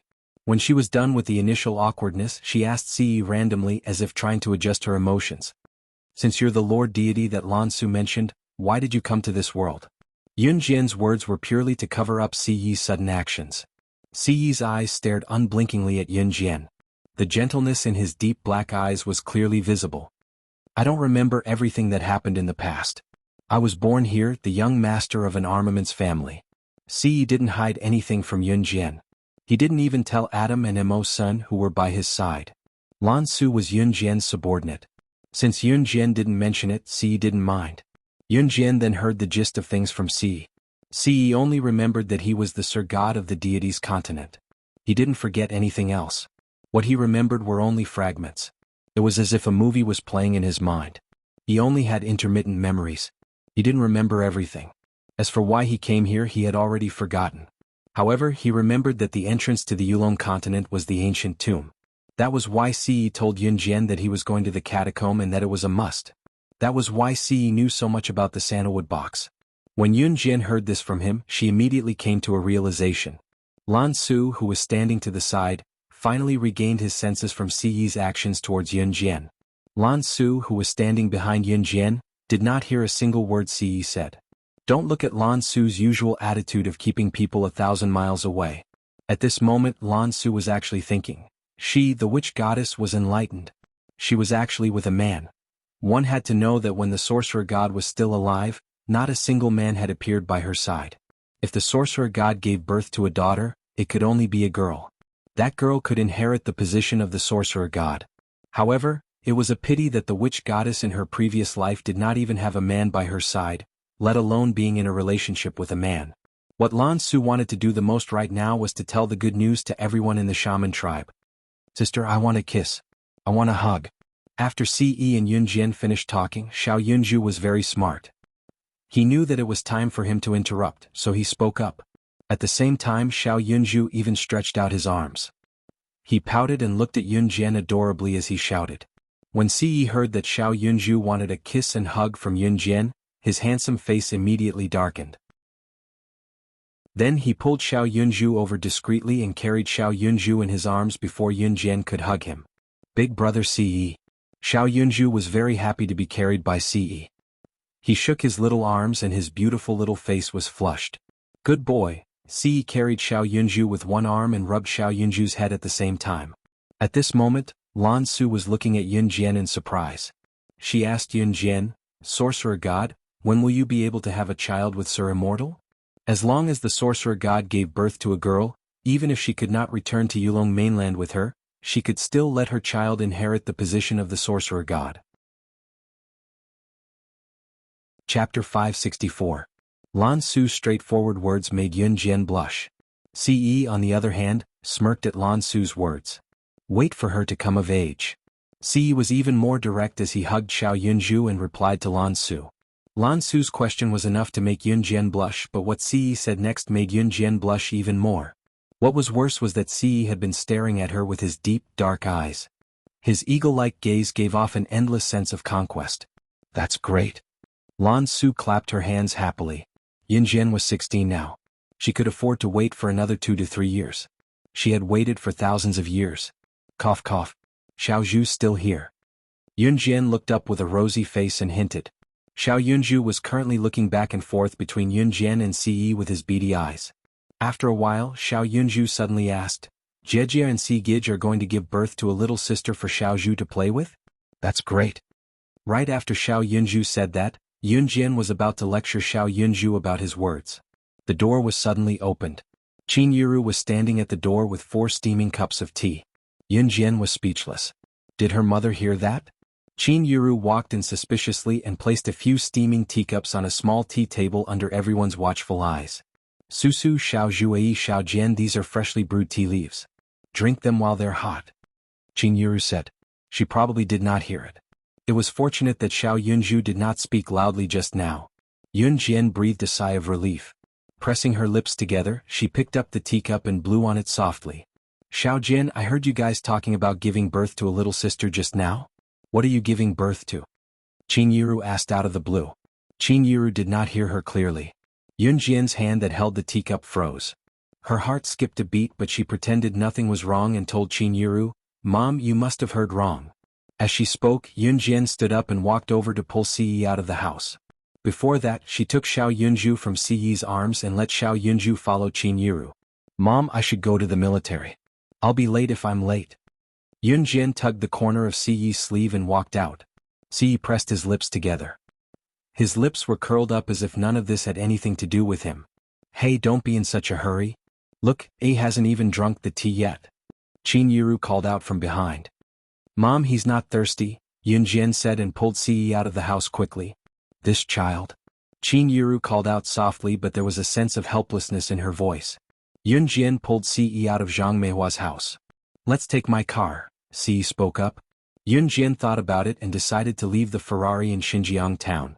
She and Ce got into the Lamborghini. Ce started the engine and drove off, disappearing into the morning sun. On the way, Yunjian explained to Ce what she wanted to do, including the cooperation with Gu Yunjian's military. At the same time, she told Ce that she wanted to borrow in Hun's power. Ce nodded without a word. No need for that. I'll get Adam to wipe out Inferno Ring directly. Ce glanced at Yunjian from the corner of his eye and took out his phone from his pocket, planning to call Adam. Chapter 565. Before Ce could reach his hand into his pocket, Yunjian pressed down on the back of his hand. Yunjian narrowed her eyes as she looked at him. There was a flash of warmth in her eyes, but it quickly disappeared. Don't. Yunjian pursed her lips. Her delicate red lips made Ce feel refreshed. I want to destroy the Inferno Ring with my own hands. Yunjian looked at Ce. Her delicate and beautiful face was burning with hatred. It made Ce itch. The woman he loved was right in front of him. He suddenly felt his whole body heat up. He suddenly regretted saying that he would wait for her to become an adult. She was so beautiful in front of him, but he couldn't do anything to her. Ce really wanted to slap himself and take back his words. Okay. When Ce snapped out of his daze, he had already parked the Lamborghini in a small forest on the way to the military training camp. After saying that, Ce turned to look at Yunjian. He turned his body slightly and his tall body pressed down on Yunjian, who was sitting in the front passenger seat. Ce suddenly reached out to stroke Yunjian's silky hair. Yunjian's hair was loose today. It was rare for her to let go of her hair tie and not tie her hair into a high ponytail. At this moment, her loose hair was close to her ears and fell softly. Under the warm morning sun, Yunjian's beautiful face was as delicate as a newborn baby's. It's just a mere Inferno Ring. Since you want to play with it, I'll give it to you. Ce's handsome face leaned closer to Yunjian.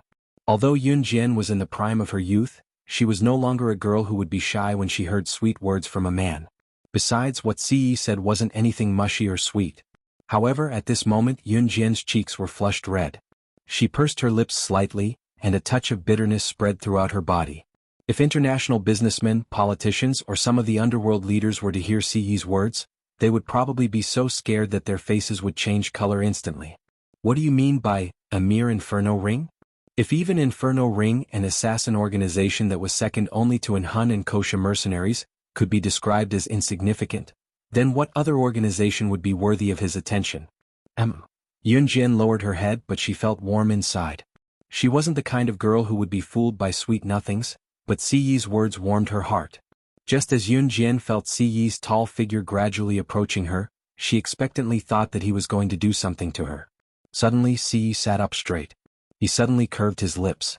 At an angle that Yunjian couldn't see, his handsome lips curled up slightly. His good-looking eyebrows also raised slightly. Yunjian was disappointed and shy. Yunjian's original plan was to make a trip to Hun first, then head straight to Inferno Ring's headquarters. However, now that Ce was back, she didn't have to go to Hun anymore. Ce had just driven the car to the entrance of the military base when he saw Gu Junjian walking out with a frown. Yunjian waited for the car to stop before alighting. Ce also got out of the car. He lazily stuffed his hands into his trouser pockets and followed behind Yunjian. The moment he saw Yunjian, Gu Junjian was stunned. Then he frowned slightly and relaxed. He asked her, Yunjian, why are you here? I've already contacted Hun and Kosha mercenaries. We can set off together now. Yunjian spoke. Then she saw Gu Yunjian's expression and asked, Officer Gu, what happened? Chapter 566. To the officers in the military, international assassin and secret agent organizations were untrustworthy. The words that came out of their mouths were not convincing at all. Moreover, Gu Junjian was the only one who applied to the higher-ups. Of course, the higher-ups would not agree to it. Negotiate. Yunjian raised her eyebrows and pursed her beautiful red lips. Yes, the main reason why the higher-ups didn't agree to my application is because they don't trust you. Yunjian, you have to understand. After all, you're just an advanced special forces soldier. You're considered a newbie. The higher-ups have to consider the big picture. If they can't provide absolute proof that an Hun organization and kosher mercenaries can abide by the agreement and cooperate with us and won't bite us, then the higher-ups will have to consider the bigger picture. It's hard to convince the higher-ups with just your words alone. Gu Junjian nodded and explained. However, this was also the truth. After all, the higher-ups had to consider the big picture. Without absolute proof that the people in the military could cooperate with an Hun organization and kosher mercenaries, they naturally wouldn't agree to such a dangerous thing. After all, Yunjian was just a newbie. Her words were not convincing. Between a newbie and the big picture, the higher-ups naturally chose the latter. An Hun organization and kosher mercenaries can just come forward? Yunjian raised her eyebrows and asked again. It's best if it's the higher-ups, Gu Junjian said again. If the higher-ups of an Hun organization and kosher mercenaries came forward to ask for instructions from Gu Yunjian's higher-ups, then the result would be completely different. After all, Yunjian was just a little girl. She herself was still a child. The higher-ups were worried about how she could guarantee that an Hun organization and kosher mercenaries would cooperate with the military and wouldn't go back on her word and kill the people in the military. This was indeed a problem worth thinking about. At this moment, if there was someone in the know who coincidentally heard Gu Yunjian's words, they would probably laugh out loud on the spot. The two leaders of an Hun and kosher mercenaries were standing in front of Gu Junjian. If they didn't rebel, who in the organization would have the guts to go back on their word and bite the military? Yunjian frowned slightly. For the time being, she did not want to expose her identity in front of Gu Junjian. Furthermore, Ce had said that he could help her destroy the Inferno Ring directly. Yunjian really didn't want Ce to help her with this matter. She could accept Ce and Gu Yunjian's help. After all, the kosher mercenaries had yet to recover from the extermination of those old fogies.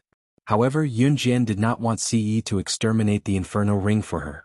The Inferno Ring owed Xiao Yunju.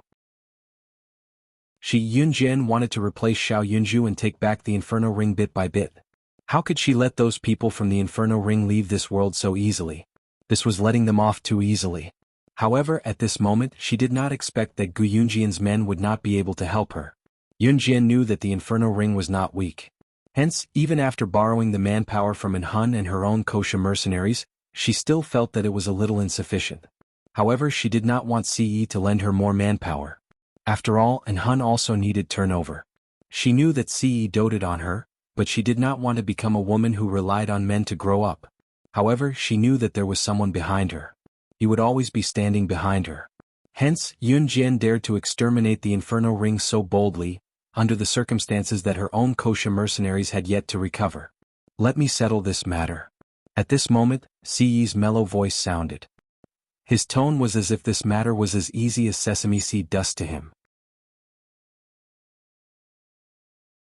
Chapter 567. Yunjian did not want to expose her identity and none of the kosher mercenaries were with her. Qingyu had gone home for the new year while Snake, Lizard and Tiger, Leopard were in the organization. It would take some time for Snake, Lizard and Tiger, Leopard to come over. Yunjian could not afford to wait. Her original plan was to have Officer Bao's men and Snake, Lizard's men to guard F Province and wait for the Inferno Ring to walk right into their trap. She would go straight to the Inferno Ring's headquarters and catch them off guard. Considering that Bai He and the rest held a high position in Inferno Ring, the organization would naturally pay attention to them. However, Gu Junjian said that the higher-ups did not allow the military to help. Unless the higher-ups from an Hun group and kosher mercenaries came forward, Yunjian would not be able to provide the manpower. Ce said that he could do it. This made the astute Gu Junjian frown again. It was shocking enough that Yunjian knew the people from an Hun group and kosher mercenaries. Now, Ce said that he could solve this problem? Young man, you're skilled, but can you really get the higher-ups from an Hun group and kosher mercenaries to come here? Gu Junjian doubted this point. It was not that Gu Junjian looked down on Ce, but what he said was truly shocking. Gu Junjian only found out after sparring with Ce that he, an old man who had been in the military for more than 10 years, could not even last one move against him. This matter put Gu Junjian in a difficult position for quite a while. Gu Junjian observed carefully and saw the slight frown on Yunjian's face when she heard that he wanted to get the higher-ups from an Hun group or kosher mercenaries to come for a discussion. He thought that Yunjian could not get them. It wasn't that Gu Junjian doubted Yunjian or Ce, but the fact that Yunjian knew someone from the Hun organization and the kosher mercenaries was already shocking enough. As for the higher-ups, how could she come into contact with them? 20 minutes at most, Ce said as he raised his wrist and looked down at the black watch on his wrist. What? Gu Junjian didn't understand and asked in a daze. The higher-ups of Anhun will be here in 20 minutes. Ce glanced at his watch and took out his phone to send a message. Once the message was sent out, Adam and Mo Sen, who had followed him to Longmen City, would rush here immediately. This. Gu Junjian was very surprised. You can take us to the leader's office first. We can talk face to face. Ce turned his handsome face to Gu Junjian. Gu Junjian glanced at Yun Jian and finally nodded. Okay, come with me. The leader's office. As the largest military training camp in Jia province, this was no doubt where all the higher-ups of the military were stationed. Gu Junjian held a high position, but his jurisdiction was different from these leaders. These leaders were one rank higher than Gu Junjian and could be considered as the highest executive officers in Jia province. Gu Junjian was just one step away from being promoted. However, Gu Junjian's jurisdiction was different from theirs. It was difficult for Gu Junjian to be promoted. The leaders were still discussing Gu Junjian's request to mobilize the military to work with Anhun organization and the Kosha mercenaries to annihilate Inferno Ring. That Gu Junjian must be possessed this time. He's been a military officer for so many years after all. How could he listen to a newbie this time? One of the leaders said angrily. I've heard of the newbie as well. She's called Yun Jian, right? I heard that she's been on 2 missions. She must be a confident young lady. She must have no idea how dangerous the world is and how she could be deceived by assassin organizations like Anhun organization and the Kosha mercenaries. Another leader sighed. What makes you think that I've been deceived? The door to the office opened as Yun Jian and Ce followed Gu Junjian side by side. Yun Jian spouted arrogant words as soon as she entered. Even Gu Junjian did not dare to say such words that sounded disrespectful to his superior. Chapter 568. To be honest, Yun Jian was his subordinate. Gu Junjian's heart skipped a beat when he heard Yun Jian's reply after she entered the room.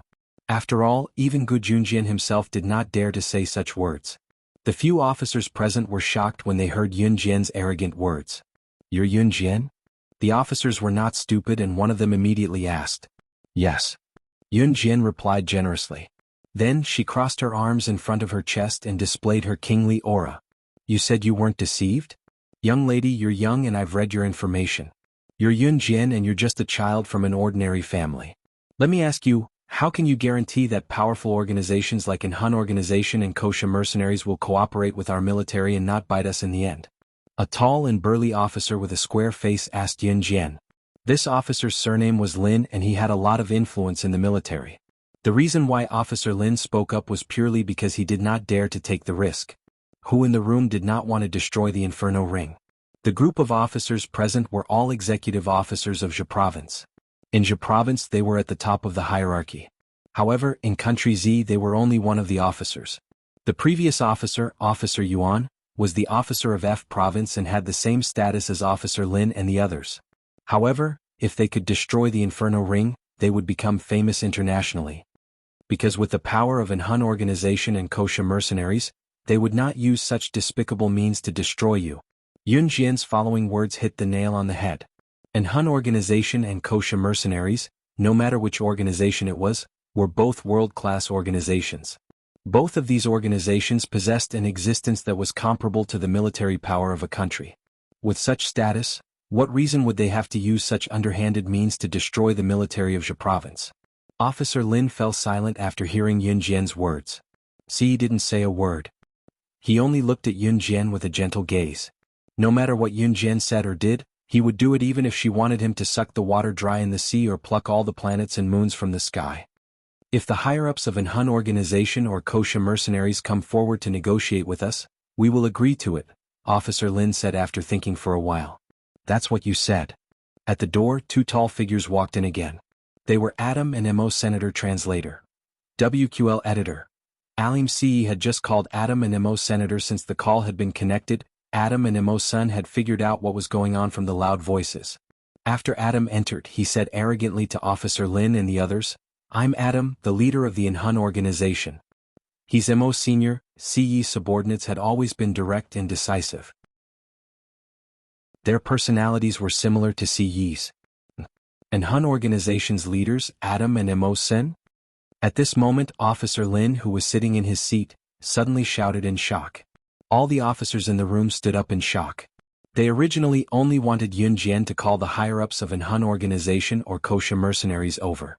There were 20 to 30 people in the higher-ups of an Hun organization and kosher mercenaries.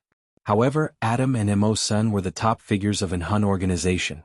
There were 4 people in charge of an Hun, while Adam and Ma Sun were the ones who followed the most mysterious leader of an Hun. These 2 people could undoubtedly hold half of the decision-making power of an Hun organization. However, this wasn't what shocked Officer Lin. It was that Adam and Mo Sun would only follow the leader of an Hun organization and listen to his orders. This wasn't a secret in the underworld. There were even rumors that meeting Adam and Mo Sun was the same as meeting the most mysterious leader of an Hun organization. Officer Lin and the others looked at Ce in shock. At this moment, he was the only person who fit the role of the leader of an Hun organization. Chapter 569. In spite of it, Chief Lin and the rest quickly retracted their gazes. How could they be sure that a terrifying figure like an Hun's leader would show up here if Adam and Mo Sun were the only ones here? It was rumored that an Hun's leader was even more mysterious than Slaying God, who ranked first on the secret agent ranking. The man in front of them was at most 20 years old. To convince everyone present that Ce was an Hun's leader, Adam and Mo Sun had to admit it themselves. You too. Are you really an Hun's leaders, Adam and Mo Sun? Chief Lin and the rest had obviously ruled out the possibility that Ce was an Hun's leader. From their point of view, it was hard to say if Adam and Mo Sun were really an Hun's leaders. How could they prove that they were really an Hun's leaders? You don't believe me? Adam guffawed and took a step forward, glancing at Ce from the corner of his eye. After receiving Ce's gaze, Adam understood at once that he did not want him to acknowledge him. Adam then took out a phone from his pocket lazily. His mature and handsome face made Chief Lin and the rest's hearts skip a beat. Since you don't believe me, I'll prove it to you. Let's see if you believe me when I and Hun's headquarters fire a missile and blow up Longmen City's downtown. Adam did as he said and made a call. Adam and Mo Sun were men who followed Ce.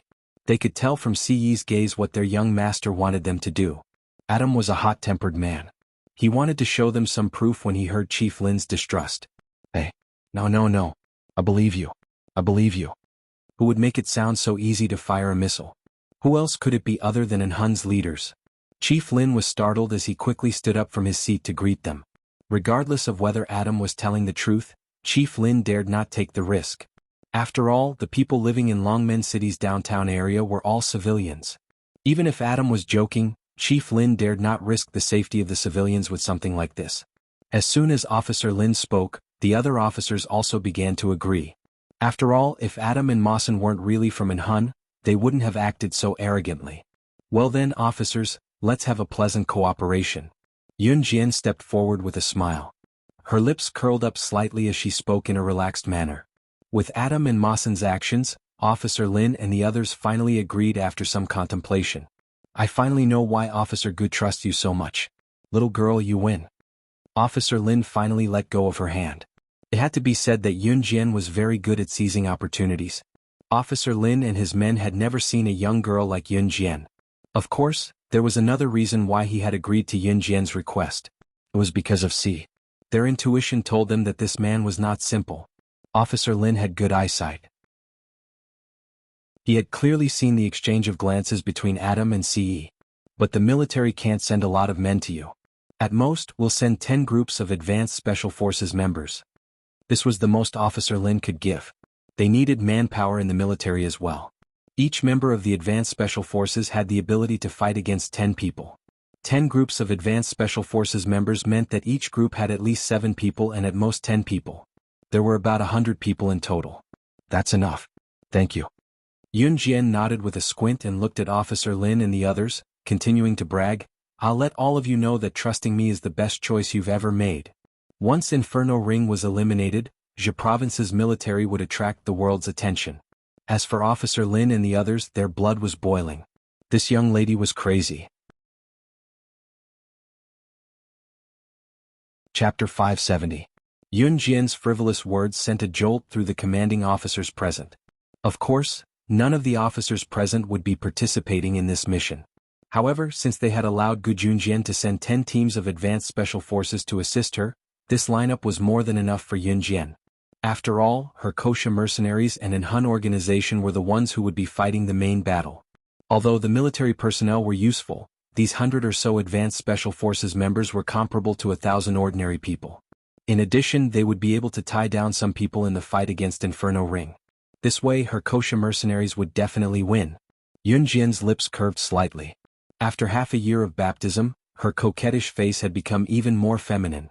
When she had just been reborn, this body was still skinny. After almost half a year, Yun Jian's body was now curvy and well-shaped. Especially when she breathed slightly, those proud breasts would contract under the thick clothes. This scene almost caused Ce to have a nosebleed. This was the first time in his life that he almost had a nosebleed when he saw a woman. If he really had a nosebleed, Adam and Emosen might have used it as a joke. Ce quickly turned his head away from Yun Jian. However, above his handsome jawline, the handsome curve of his lips formed a line. Seeing Ce smile, Emosen, who was standing at the side and watching Adam speak but didn't say anything, twitched the corner of his mouth. Emosen had never seen his young master so expressive. Hence, a wicked smile appeared on Emosen's mature face. Then we can go now. Gu Junjian pursed his slightly dry lips. At this moment, the surging emotions in his heart was something that he wouldn't be able to understand if it wasn't for him. To Gu Junjian, Inferno Ring, an organization that held absolute authority in the world, was like a hero who was suddenly going to do something big. To Gu Junjian, this was undoubtedly the most dangerous yet most fascinating mission he had been looking forward to ever since he became an officer of the Advanced Special Forces. Okay. Yun Jian narrowed her eyes. She then turned around and followed Gu Junjian out of the leader's office. Adam and Emosen followed behind Ce, protecting Ce as she left. When they saw Ce being escorted away by Adam and Emosen, the group of leaders present heaved a sigh of relief. This man's aura was too strong. Even if he didn't speak, people could feel his strong aura. In less than half an hour, Gu Junjian gathered the 10 strongest teams of Advanced Special Forces members that he had selected to be in the military base. After the explanation, the 10 groups of Advanced Special Forces members were rather excited. Fear was mixed with a bit of passion.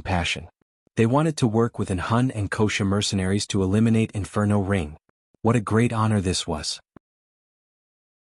Yun Jian had just gone to Team Monarch to inform them.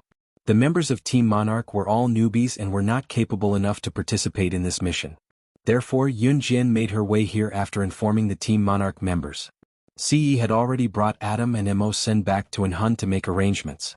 Of course, they left after bidding farewell to Yun Jian. When Yun Jian returned from Team Monarch's training ground, she saw Gu Junjian standing at the same spot calling out to her. Yun Jian, we're just waiting for you. Come over quick. At this moment, there were 5 buses parked beside Gu Junjian. Yun Jian nodded slightly and walked over. Officer Gu, why is she going too?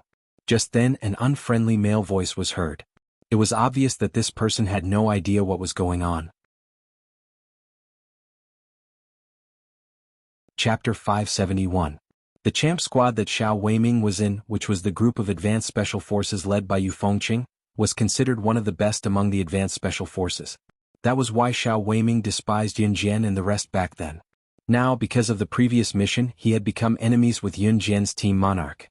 After the previous mission was completed by the newbies Team Monarch, all the members of the champ squad were criticized and punished by Gu Junjian. Gu Junjian said that the oldest among them had been in the Advanced Special Forces for decades, and even the youngest had been in the military for more than 10 years. In the end, they were worse than newbies. At that moment, Xiao Weiming's Champ Squad and Flying Dragon Squad hated Yun Jian's team of 7 to the core. Of course, Xiao Weiming and the rest did not know that Yun Jian's team of 7 had gone to Province F, including what Yun Jian did in the leader's office just now. Xiao Weiming only listened to Gu Yunjian's brief description of what happened in the martial arts center in Province F. This time, the military was going to bring people to destroy the Inferno Ring. Logically speaking, in Xiao Weiming's opinion, a newbie like Yun Jian had no right to participate in this mission. Therefore, Xiao Weiming despised Yun Jian's appearance. However, Gu Yunjian's next sentence caused an uproar. Of course, Yun Jian was the one who contacted Hun and Kosha mercenaries. If she doesn't go, how are we going to cooperate with Hun and Kosha mercenaries? Gu Yunjian's words struck fear and astonishment into the hearts of everyone present. What? Yun Jian was the one who contacted Hun and Kosha mercenaries? How was that possible? Hun and Kosha mercenaries were 2 major assassin mercenary groups with immense strength, and Yun Jian actually knew people from these 2 organizations? How could an Hun and Kosha mercenaries work together with the army to eliminate the Inferno Ring? Gu Yunjian's words made Xiao Weiming, who had been bragging a moment ago, shut up instantly. Officer Gu, let's go. Yunjian only thought that Xiao Weiming was ridiculous. She did not even look at Xiao Weiming as she walked over to Gu Junjian and spoke. All right. Gu Junjian nodded and called for everyone to board the 5 buses that had been prepared in advance. Xiao Weiming and the members of the champ squad who were originally looking down on Yunjian stared blankly at her. It was only when Gu Junjian called for them to board the bus that this group of people blushed and followed him onto the bus. The 5 buses took a full 3 hours to arrive at the pier in Zhe Province's Ning City. The headquarters of the Inferno Ring was located at Qiaowan Pier in S Country. In order to travel from Z Country to S Country, one would have to pass through several countries by bus. Therefore, it was unrealistic to travel by car. Taking a cruise ship from the sea to Country S was the best choice. The group traveled for 2 days on the cruise before arriving at S Country. When they arrived at S Country, it was already 6 or 7 o'clock at night. After exiting the cruise, Yunjian said to Gu Junjian seriously as she looked at the bustling city illuminated by neon lights, "Let's find a hotel to rest first. We'll take action in the wee hours of the morning." All right. Gu Junjian nodded. Yunjian, do you have to do this? Aren't you acquainted with an Hun and Kosha mercenaries? Why does Officer Gu have to listen to your orders? Who do you think you are? Xiao Weiming couldn't help but shout when he saw the girl he hated so much standing in front of him as if she was flaunting her prowess. Chapter 572. Because I know people from the Hun organization and Kosha mercenaries. Do you know them?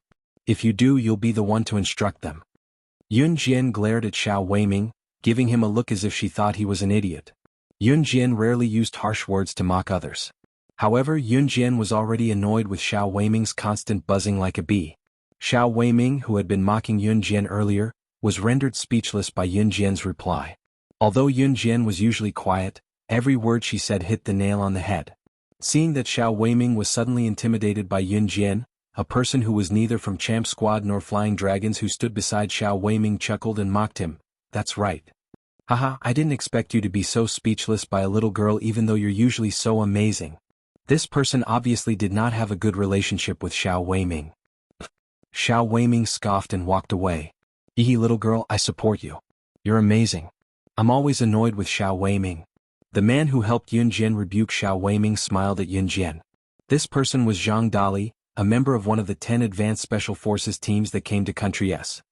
Yunjian smiled faintly at him. Beep beep beep. Just then the phone hidden in Yunjian's pocket vibrated twice. Yunjian reached out to answer the call.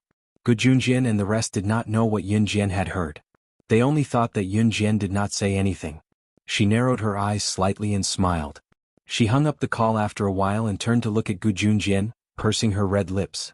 There's a change of plan. We're leaving now. The group of Advanced Special Forces members was at a loss. Follow me, Yunjian said. By then all the members of the Advanced Special Forces were fully armed. The battle with the Inferno Ring had begun early. They didn't wait for dawn to set off. Yunjian wasn't with the Kosha mercenaries and she wasn't with an Hun either.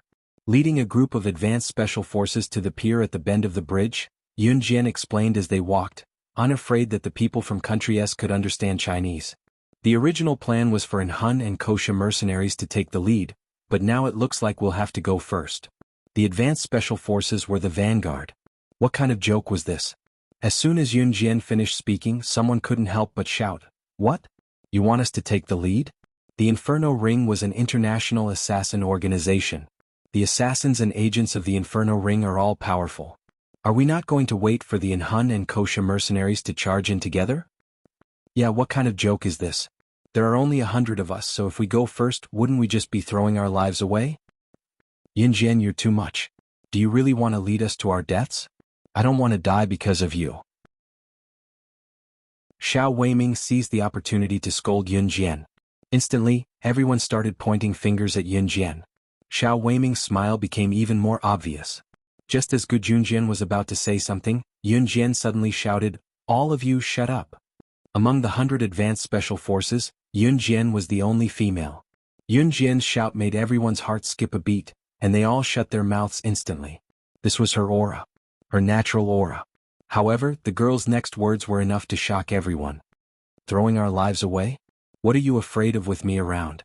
No matter how powerful the Inferno Ring is, I'd like to see if they have the ability to hurt you in front of me.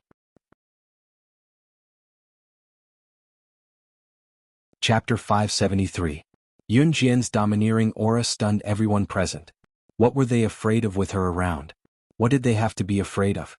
Even a 16-year-old girl who had just joined the Advanced Special Forces was not afraid. What were they, a group of grown men, afraid of? For a moment, everyone was silent. Those who don't want to come with me, I won't force you. You can go back to your country now, be it on a cruise or a plane. I'll pay for the round-trip tickets. Yun Jian was already 1.6 meters tall, but standing in front of this group of Advanced Special Forces soldiers who were all 1.75 meters tall, she looked petite. However, she looked at the crowd. Her vision bypassed everyone. Under everyone's heated gazes, the aura she exuded was stronger than anyone else's. Yun Jian, I, Gujun Jian, am not a coward. Since I've followed you here, I'll destroy the Inferno Ring even if I die. Gujun Jian said proudly. His firm words resonated with everyone present. Yes, they were men. They were from Country Z. Not cowards. They represented Country Z's province. It was their honor to have the opportunity to follow Gujun Jian to Country S to destroy the Inferno Ring. There were many Advanced Special Forces soldiers who wanted to come but did not have the ability to do so. Yun Jian narrowed her eyes. Looking at the passionate faces of the people present, the desire to do something big swept through everyone's body, corroding every cell in their bodies and sinking deep into their bones. You're a little girl and you're not afraid of death. Why should we be? Little girl, whether we live or die, I'm going all out. My life is in your hands. Someone stood in the crowd and shouted. That's right. I'm a real man. Why would I be afraid of the Inferno Ring? Even if I die, I'll die with honor. Another person stood out and shouted. With one or two people taking the lead, the rest followed suit. Their imposing words resounded through the air. Even the passers-by in Country S who did not understand Chinese could not help but stop and look at the group of men suspiciously.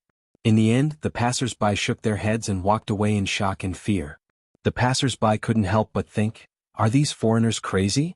He actually stood on the side of the road and shouted loudly. Moreover, he was shouting at a little girl? What was he doing? The most important thing before a battle was the hearts of the people.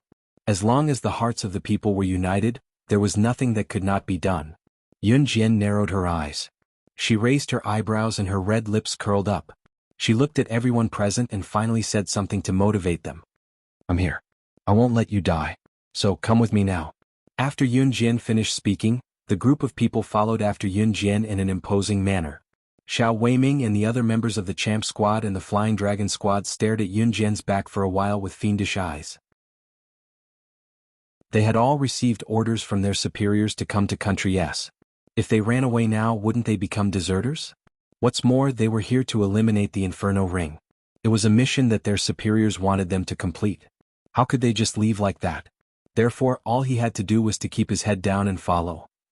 They took a cruise from the pier at the bridge to a holiday island called Tiny Island. Tiny Island. It was a beautiful holiday island. However, no one knew that it was also the headquarters of the Inferno Ring. Yun Jian led Gujun Jian and the rest directly around the mountain top of the island. They passed through steep cliffs that ordinary people could not climb and arrived at the center of the island. There were steep cliffs all around them. The Inferno Ring was like a paradise that was situated in the middle of cliffs. Chapter 574. It was surrounded by steep cliffs. From the top, it looked like a canyon with a bottomless abyss. But from the bottom of the mountain on Tiny Island, it was overgrown with trees. Even if one were to look up from the surroundings of Taipei Island, one would not be able to see anything special about it. But Tiny Island was a very strange island. No one would have thought that there was a giant pit in the middle of this mountain that looked no different from other mountains. The headquarters of the Inferno Ring wasn't here before. But one time, a helicopter from the Inferno Ring happened to pass by the airspace of this small mountain range and discovered this place. The giant pit was overgrown with trees. Because the sun shone directly through the cliffs, the trees here grew especially well. And because Tiny Island was by the sea, but there was a lot of fresh water on Tiny Island, the Inferno Ring moved their headquarters here. As the saying goes, the most dangerous place is the safest place. The Inferno Ring must have thought so too. Is the headquarters of the Inferno Ring really in this godforsaken place? A large group of people climbed up from the bottom of the mountain with climbing tools and finally landed in this giant pit surrounded by cliffs. This place was overgrown with trees. It was indeed a good place to hide. But at this moment, other than the occasional sound of insects, there was no other sound. Yun Jian nodded. Then she put away her climbing tools and took the lead to walk forward. Yun Jian, keep your voice down. This is the headquarters of the Inferno Ring. If you walk so loudly, the people of the Inferno Ring will hear you. You may want to die, but I don't. Seeing Yun Jian strutting forward without hiding her tracks, Xiao Weiming couldn't help but shout. His words were filled with the fear of death. Yun Jian ignored him. Gu Junjian thought that Yun Jian had her reasons for doing so. Even though this tiny island wasn't big, this huge pit that was surrounded by cliffs and had no blind spots was still quite large when walking on foot. We're almost there. Yun Jian pressed her lips together and stroked the Browning pistol strapped to her waist before stroking the butterfly knife that was hidden in her belt as well. She walked forward confidently. She had picked out the Browning in the army before she left. Other than the butterfly knife, the weapon he was most used to using in his previous life was the American-made Browning pistol. Not long after Yun Jian spoke, everyone saw a large base appear in the cover of the large forest in front of them. This base was very similar to the houses they usually saw, but it was dozens of times bigger than the houses they usually saw. Yun Jian knew that in this base, everything was set up and mixed together. For example, the training ground for assassins, or the meeting room for the higher-ups of the Inferno Ring. Not only did Yun Jian know all this, she even knew that the meeting room of the Inferno Ring's upper echelons was located through the side door in the south. When she gestured with her hand, the ASF soldiers immediately understood that she was going to barge in through the south door. With Gu Junjian in the lead, the ASF soldiers stepped into the area closest to the south door without making a sound. Each of them held a gun with both hands and leaned against the wall of the base, waiting for Gu Junjian's orders. This was how the ASF soldiers usually did things. Just then Yun Jian came straight to the south door in a high-profile manner. She kicked the door open amidst everyone's cries of surprise and F***ck. Simple and brutal. F***ck. What was Yun Jian trying to do? Everyone present could not help but gasp. How could she do that? If the Inferno Ring's people were alerted, wouldn't they all be dead? Just then, everyone saw Yun Jian standing at the south door. She stood there proudly and shouted arrogantly, "Job, get your ass out here with your Inferno Ring members." Chapter 575. It was not that Yun Jian had never seen Job before. When she was slaying God in her past life, she had attended an international assassin organization's gathering in disguise. However, she was with Snake, Lizard and Tiger, Leopard, so no one recognized her as the boss of the Kosha mercenaries. Moreover, she was young. Even if she had not been reborn, she was only 1 year older than her current body. She would be 17 years old after the new year. A 17-year-old slaying god who ranked first on the international secret agent ranking? Even if she attended the gathering, no one would think of her as slaying god. In fact, Yun Jian was only 16 years old in her past life. Perhaps to many people she was still a child. However, she had been in the secret agent circle for 11 years. Her achievements were not more outstanding than others, nor were they more heaven-defying than others. She was afraid of death, so she wanted others to die first. However, this was not what the advanced special forces were concerned about. They did not know any of this. All they knew was that Yun Jian had lost her mind at that moment. The Inferno Ring was an assassin organization.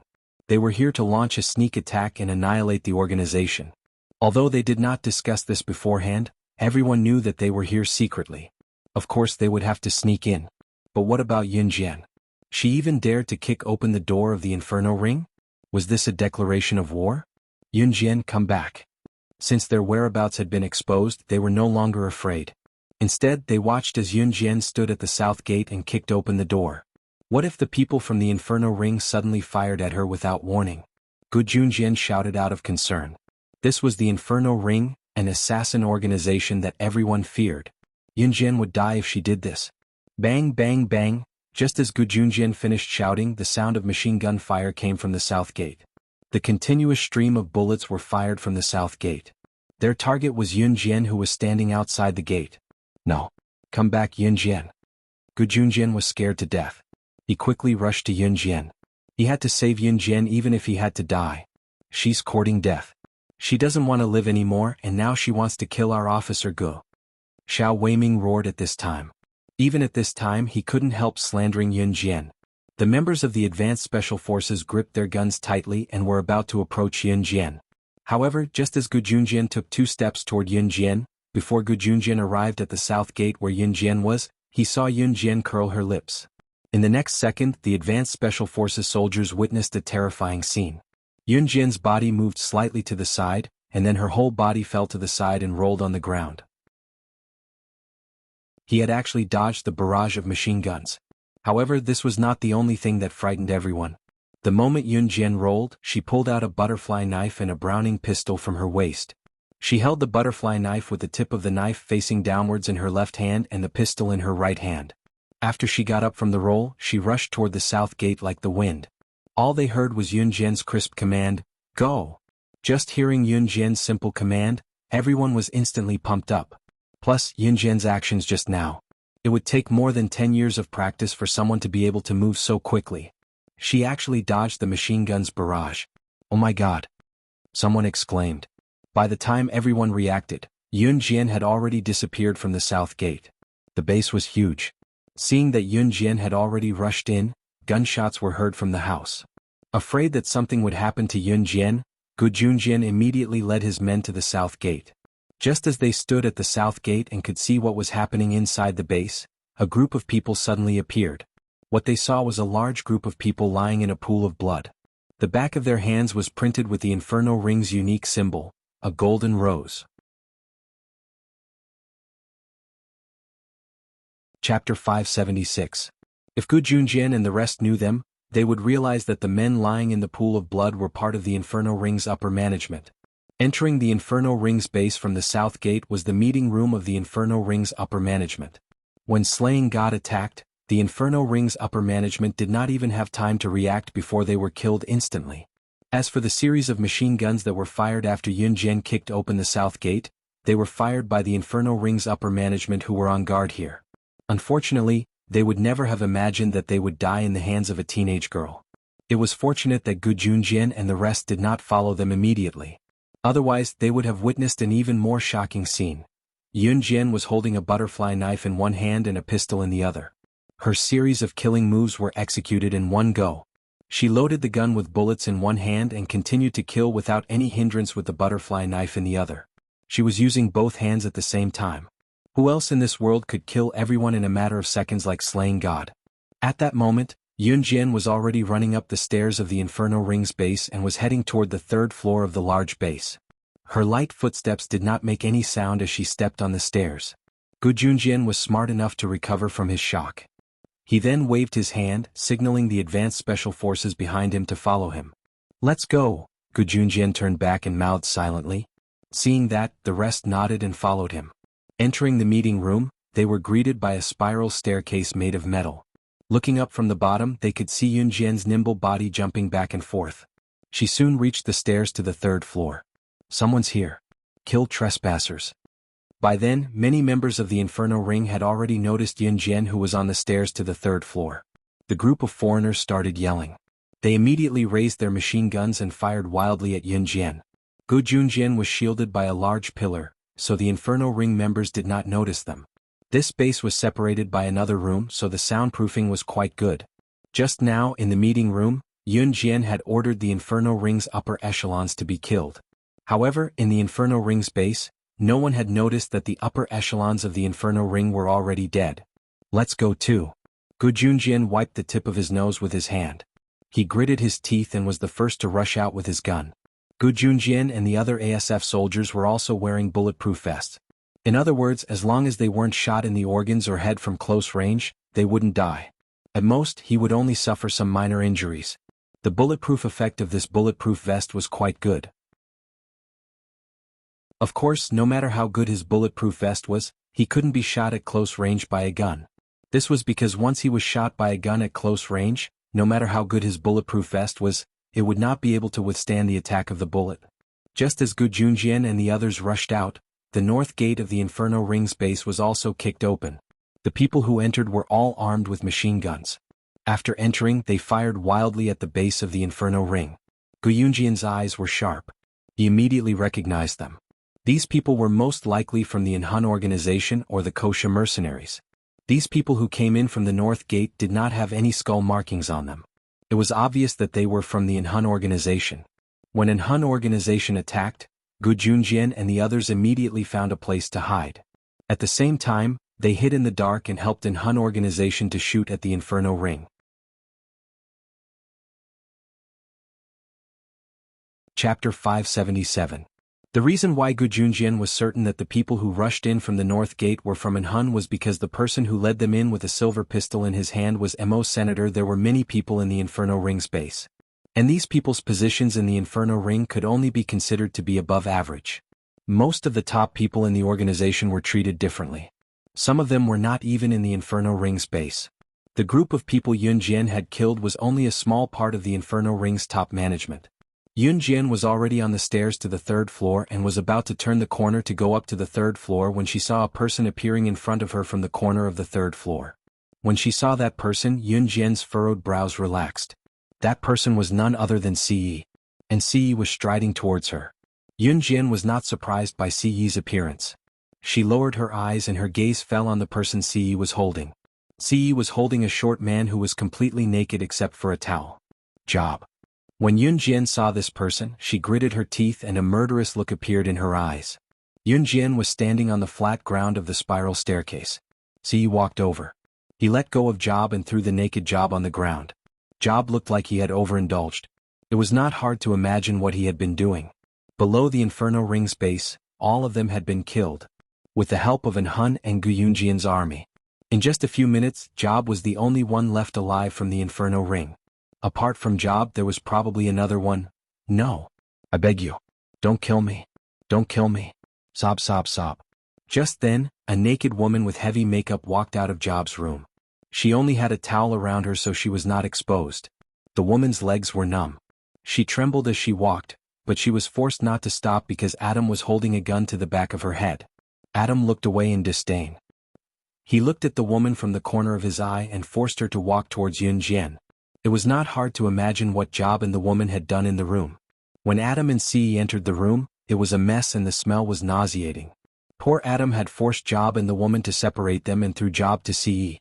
Ce would vomit whenever he was near other women, so Adam had to do it for him. Ce then grabbed Job and walked out. Adam pointed his gun at the woman and forced her to leave. This was also the reason why Yun Jian had led the advanced special forces and rushed in first and did not meet up with Inhun. The call earlier was from Ce. Ce and Adam had infiltrated the Inferno Ring first to capture Job. He had asked Yun Jian to create a commotion in the Inferno Ring. The bigger the commotion, the better. The bigger the commotion Yun Jian created, the easier it would be for Ce and Adam to capture Job. It was obvious that after Yun Jian had rushed in, Job's bodyguards had all run downstairs. Job himself did not have much power. He relied on his subordinates to protect him. His most powerful subordinate was Tai Jingang. Without Tai Jingang, Job was like a lamb waiting to be slaughtered. He had no power to fight back. Even Yun Jian found it strange. How could someone like Job become the leader of the Inferno Ring? Yun Jian had not been able to do anything to the Inferno Ring, not because Job, the leader of the Inferno Ring, was powerful. On the contrary, Job was the weakest person in the world. The real power was the power that the Inferno Ring had accumulated over the years. At the same time, the Kosha mercenaries had been sent by Snake Lizard to eliminate the Inferno Ring. Chapter 578. Kneel. Adam roared as he pressed the muzzle of the gun against the woman's head again. No, no, no, don't kill me. The woman was so scared that she knelt in front of Yun Jian and Ce without any dignity. At this moment, Gu Junjian and the rest had already walked out from the shadows. After exchanging orders with Masen, they stood downstairs and watched everything that was happening on the third floor. They saw Yun Jian walking step by step towards Job, who was so scared that he was curled up on the ground. Raise your eyes and look at me. Yun Jian hissed. As she spoke, she took out a blade and stabbed it into Job's thigh without another word. Chi. The crisp sound of the blade piercing flesh made Job, who was sitting on the ground trembling, howl, "Oh woo." Yun Jian laughed in disdain. She put away the gun and grabbed the butterfly knife in her hand. She then walked towards Job and in a flash she was right in front of him. At the same time, the butterfly knife in Yun Jian's hand was pressed against Job's neck. "Oh woo, who are you? Who are you? Does my Inferno Ring have a grudge against you?" How dare you treat me like this? Job's short body was curled up as he held his thigh tightly and rolled around on the ground. Grudge. Yun Jian laughed as she stabbed Job's thigh with a butterfly knife. Then she placed the blade that was stained with Job's blood on his neck with a strange smile. What grudge? Hehe, today I will slowly pull out your tendons, peel off your skin and cut off your head. I will let you see with your own eyes how you die in my hands little by little. Yun Jian patted Job's face with the bloody butterfly knife. After speaking, Yun Jian stabbed Job's thigh again. Today she would take revenge for Xiao Zhu. She would let Job have a taste of how Xiao Zhu died in her previous life. Yun Jian was never a weak person. Oh whoa! Job howled again. At this moment, Job's forehead was covered in sweat as he howled. Why? Why? Did I, Job, offend you? Little girl, what did I do to offend you? I beg you spare me. You can take the Inferno ring, you can take it. It's not mine anyway. It wasn't mine in the first place. If you want the Inferno ring, then take it. Yun Jian's cruel methods made Gu Junjian and the others who were standing below feel their hair stand on end. Looking at how Yun Jian was stabbing Job's thigh with her knife, her vicious methods were not something a little girl should be capable of. But why did they see Yun Jian's deep hatred for the Inferno ring in Job? Xiao Weiming was also trembling. How did he target Yun Jian in the beginning? Then, at this moment he was very afraid of Yun Jian. This Yun Jian, how could she be so cruel? Ce, on the other hand, stood on the side, keeping his eyes on Yun Jian with a small smile on his handsome face. Yun Jian suddenly stood up. She stretched out her jade leg and stepped on the wound on Job's thigh. She tossed and turned. This action of rubbing salt on the wound almost made Job faint. In the end, he was awakened by Yun Jian's kick. Yun Jian looked at Job with an eerie smile. It's true that you've offended me. You shouldn't have kidnapped my younger brother and ordered Wolf Killer to coerce me into taking the sandalwood box. Yet, you guys killed him before I could even bring the box to you. So, Job, you will definitely die today. She was not afraid of exposing her identity, because she wanted Job to die in shock and fear. She was going to flay Job and beat him up. She was even more ruthless in her previous life. This was her nature as a secret agent. Chapter 579. She was slaying God. Hearing Yun Jian and Job's conversation out of the blue, everyone broke out in cold sweat. Slaying God? Who else was there? Slaying God who could make Inferno Ring's leader look so terrified, other than the top secret agent in the International Secret Agent chart? Who else could it be?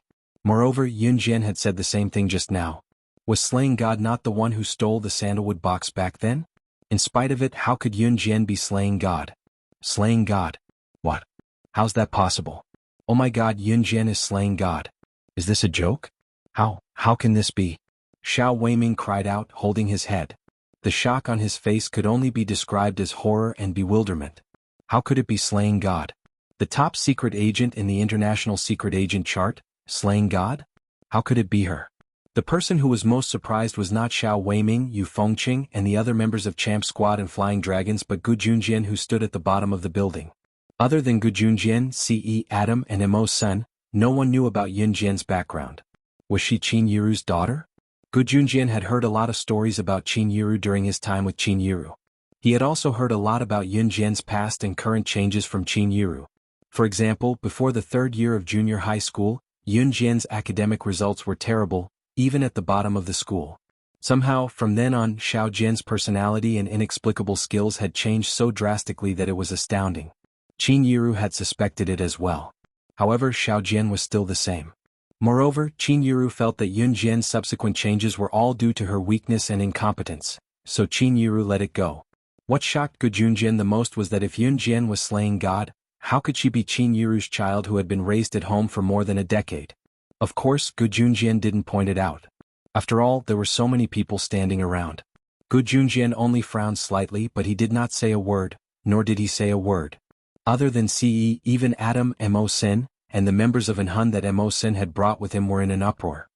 Slaying God, slaying. No. It wasn't me. I didn't kill your brother. No. As soon as Job finished speaking, his small body tried to crawl to the side. His eyes were filled with fear. It's not you? Who could it be? Yun Jian stepped on Job's wound and moved with him.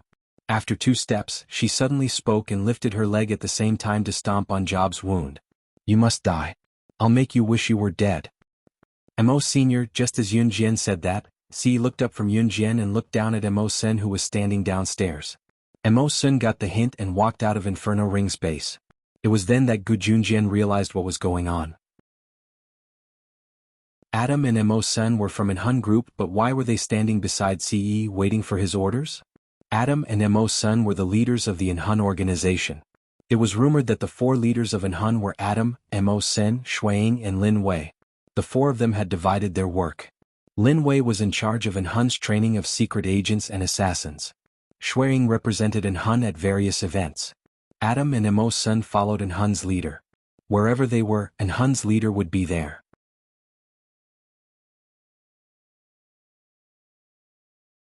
Chapter 580. Could he be the leader of the Inhun organization? The leader of the world's top assassin organization that was scarier than the Kosha mercenaries? Rumors had it that no one had heard of the leader of the world's top assassin organization, Inhun. He did not have a code name. The world only knew that he was mysterious, even more so than the Kosha mercenaries' boss, Slaying God. An existence that was even more mysterious than Slaying God. If the police saw him, they would have to give way to him as long as the Inhun organization did not invade their country's territory, let alone the Inferno Ring. Gu Junjian remembered that when he was first promoted to the Advanced Special Forces, he was told that there were two forces in the world that should not be trifled with. One was the Inhun organization, and the other was the Kosha mercenaries. Today he was suddenly told that the leaders of these two organizations were his most prized subordinate and the young man whom he treated as his subordinate's man. How could he, Gu Junjian, not be frightened? How could he not be surprised? Fortunately, although the Inhun organization and the Kosha mercenaries were assassin organizations and mercenary groups, they had never attacked Country Z. Therefore, they maintained a non-interference relationship with Country Z. This meant that even if the other countries and regions were at odds with the Inhun organization and the Kosha mercenaries, the people in his army would not have to go against the two organizations. It was also because of this that the Zhe province's military officers dared to let Gu Junjian work with the Inhun organization and the Kosha mercenaries. Otherwise, wouldn't it be scary to work with two major assassin mercenary groups? Gu Junjian gradually calmed down. He had a lot of questions that he wanted to ask Yunjian alone, but it was not suitable for such an occasion. Just then Mo Sen walked in from the entrance of the base with a stove.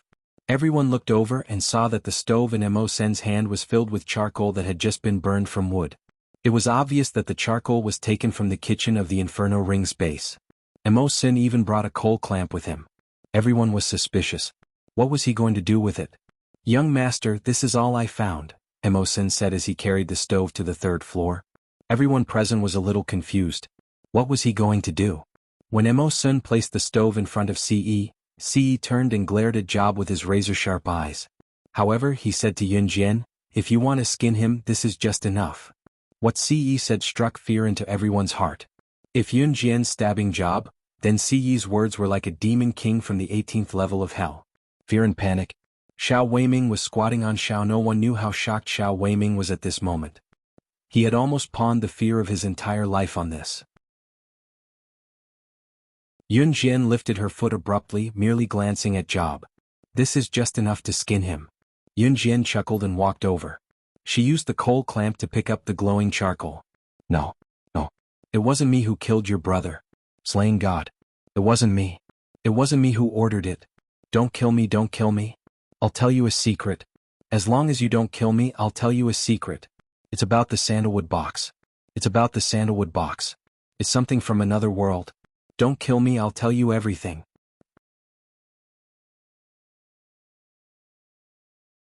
Chapter 581. The sandalwood box was an item from another world. Yunjian and CE naturally knew this. At the same time, Yunjian and CE also knew that the sandalwood box was an item from the Yulong continent. Yunjian and CE knew far more about the sandalwood box in the Yulong continent than Job. Because Lan Su was from the Yulong continent. However, when she suddenly heard about the sandalwood box from Job, the leader of the Inferno Ring, Yunjian's heart jolted. She was not surprised about the sandalwood box's origins, nor was she frightened by Job. But how did Job know that the sandalwood box was an item from another world? When Job and the others abducted her younger brother, Yunjian, their demand for Yunjian was very obvious. She had to obtain the sandalwood box within 3 days and hand it over at the exchange location. Otherwise, her younger brother would die without a doubt. That was why Yunjian risked her life to snatch the sandalwood box and head to the exchange location. If Yun Jian did not know why Qiao Mu and the others wanted her to steal the sandalwood box before, then Yun Jian now had her suspicions. After all, the sandalwood box came from the Yulong continent, and the sandalwood box itself possessed supreme divine power. Now that she heard Job's words, Yun Jian suddenly connected the dots between the Inferno Ring's demand for her to steal the sandalwood box in her previous life and Job's words right now. Yun Jian could also tell from Job's expression that he was not lying. He really did not order Wuxia to kill her younger brother? Speak. Yun Jian stopped what she was doing abruptly and tossed the coal clamp back into the furnace before scolding Job. The group of people below had already frowned upon hearing this. What was a sandalwood box? What was that? Also, this sandalwood box that Job was talking about came from another world? Could it be that there was another world other than Earth? What a joke. This was no longer the feudal society of ancient times. How could another world appear? Job thought that Yun Jian was interested. He clutched his numb thigh and tried his best to sit up straight. I'll tell you. Let me go and I'll tell you. That was Job's goal. At this moment, Job didn't care about anything other than surviving. He was about to be forced to his death, so how could he care so much? He still had a lot of beautiful women to play with and a lot of money to spend. How could he die?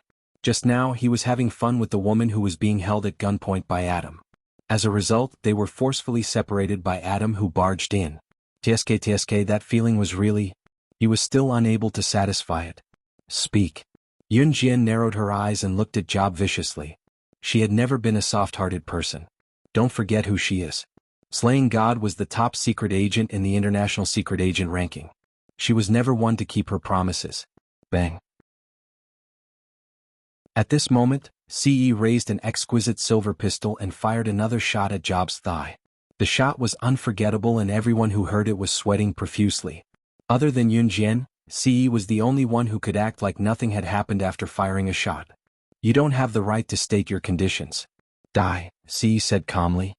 His deep eyes flashed and the gun in his hand was pointed at Job's heart. Adam, who was standing behind CE, was innocent.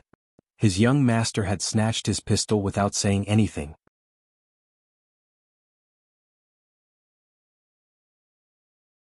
Chapter 582. I'll talk. Job almost fainted when he was shot in the same spot. Yun Jian stabbed the blade into the base of Job's thigh for the first time before stabbing him multiple times with the butterfly knife. More importantly, she had even stepped on his wound. Every single one of these attacks was fatal. If it was a normal person, they would have fainted countless times already. Luckily, even though Job wasn't the best, he had received special training as an assassin. Back then, Job had climbed his way up from being an assassin, so he naturally had some skills. Even if Job wasn't strong, at the very least, he was at the standard of a normal assassin. After all, he was the leader of the Inferno Ring. If he didn't have any skills, there would naturally be no one following him. But a normal assassin was enough for Job to become the leader of the Inferno Ring. This made Yun Jian suspect that there was someone else behind Job. Yun Jian could tell from Job's face that he wasn't lying. This meant that Job, who knew that the sandalwood box was from another world, wasn't the one who ordered her brother's death. I don't know the details, but I know that the sandalwood box is from another world. It's from a world called the Yulong continent. Job didn't dare to hide anything. He endured the pain and gritted his teeth as he spoke. At this moment, Job had no strength left in his body. Knife wounds, gunshot wounds, and Yun Jian's kick had crippled his leg. If he didn't get treatment in time, he might never be able to stand again. Because he was afraid that CE would really shoot him, Job continued to speak. He tried his best to tell her everything he knew to eliminate himself as a suspect. The Inferno Ring isn't actually mine. The news you heard from the outside world is wrong. The truth isn't like that at all. I've only been the leader of the Inferno Ring for close to 2 years. You might think that I've been the leader of the Inferno Ring for many years, right? Actually, that's not the case. 2 years ago, I was an assassin who had just made a name for myself. My code name wasn't Job, but a mysterious man came to me and told me that he could make me the leader of the Inferno Ring. He said that he could make me the leader of the Inferno Ring with countless beauties and become the leader of the organization. How can I not agree to such a good thing? Didn't I immediately agree to his request? Later, when I really became the leader of the Inferno Ring, the mysterious man asked Tai Jingang to help me manage the organization. But I found out that before me there was someone called Job. That person, he was the previous leader of the Inferno Ring. I accidentally found out that he was killed by a mysterious person. I was scared out of my wits at that time, but I didn't dare to make it public. Since you've seen through me today, it doesn't matter. Let's cooperate. I don't want to be killed by the mysterious man. I'm not the job you think I am. The job you think I am may have died long ago. I don't know how many people called Job have taken over as the leader of the Inferno Ring. By the way, the mysterious man told me to send Wolfkill to steal the sandalwood box. He was the one who came up with the plan. The sandalwood box is something from another world. The mysterious man told me all this. He seems to be carrying out some plan. I'm telling you all this because I want to cooperate with you. Don't kill me. I've told you everything I know.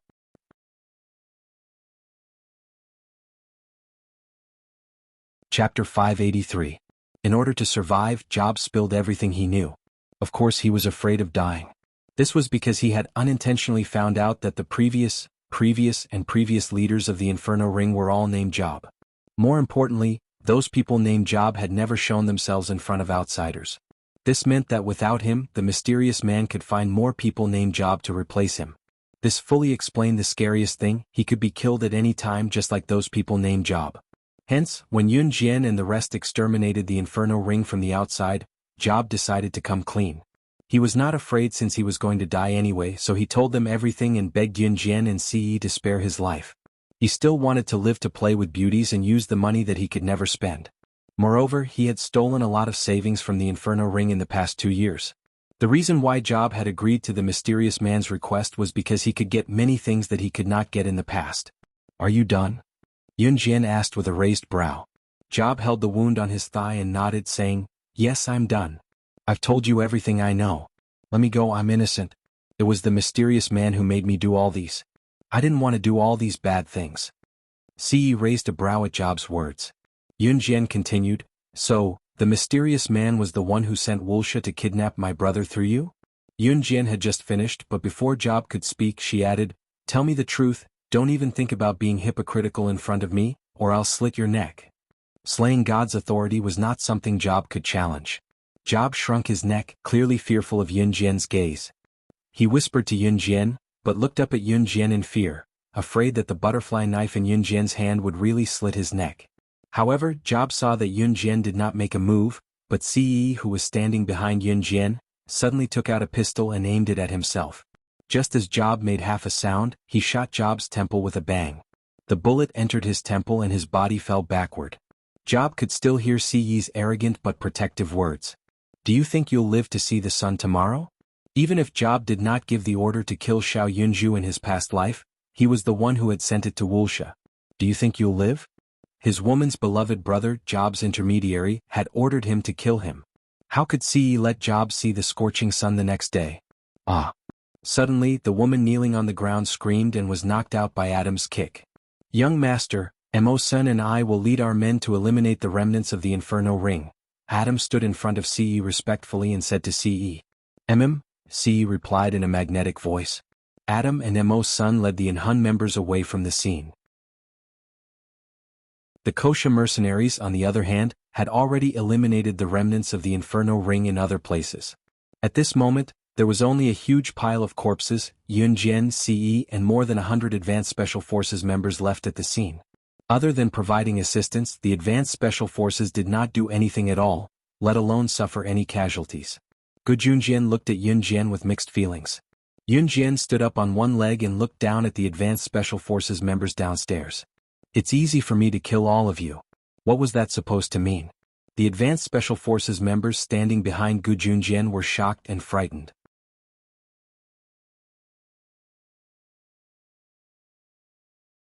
Chapter 584. Yun Jian, are you going to kill us? Xiao Weiming was the first to ask cautiously. He was already trembling in fear. Xiao Weiming's initial disdain for Yun Jian had turned into fear and horror. Now Xiao Weiming was truly frightened. Especially now that Yun Jian had said something like that to them. She had actually said that she could kill them easily. Gu Junjian, on the other hand, looked at Yun Jian with a complicated expression. He frowned and looked up at Yun Jian, who was standing on the stairs on the 3rd floor. Her expression was calm. He did not believe that Yun Jian would kill them, because if she did, Yun Jian's Kosha mercenaries would officially declare war on Country Z. More importantly, Gu Junjian could tell from Yun Jian's past actions that she cared a lot about Qin Yiru. Moreover, Xiao Yunju was Yun Jian's root. Since Yun Jian had left Xiao Yunju in Country Z, how could she possibly become enemies with them? Perhaps. Yun Jian flashed her pearly white teeth and smiled at Xiao Weiming, who was at the bottom of the stairs. This smile made Xiao Weiming feel even more weak. Once he recalled how he had looked down on Yun Jian in the past, Xiao Weiming felt uneasy. He felt that his head would be taken away by Yun Jian at any time. Yun Jian was slaying God. This also meant that if she wanted the heads of all of them present, it would only take a single word from her. Just as the atmosphere was gloomy, Yun Jian suddenly broke into a smile. She seemed to have turned into a little girl who loved to joke. "I'm just kidding."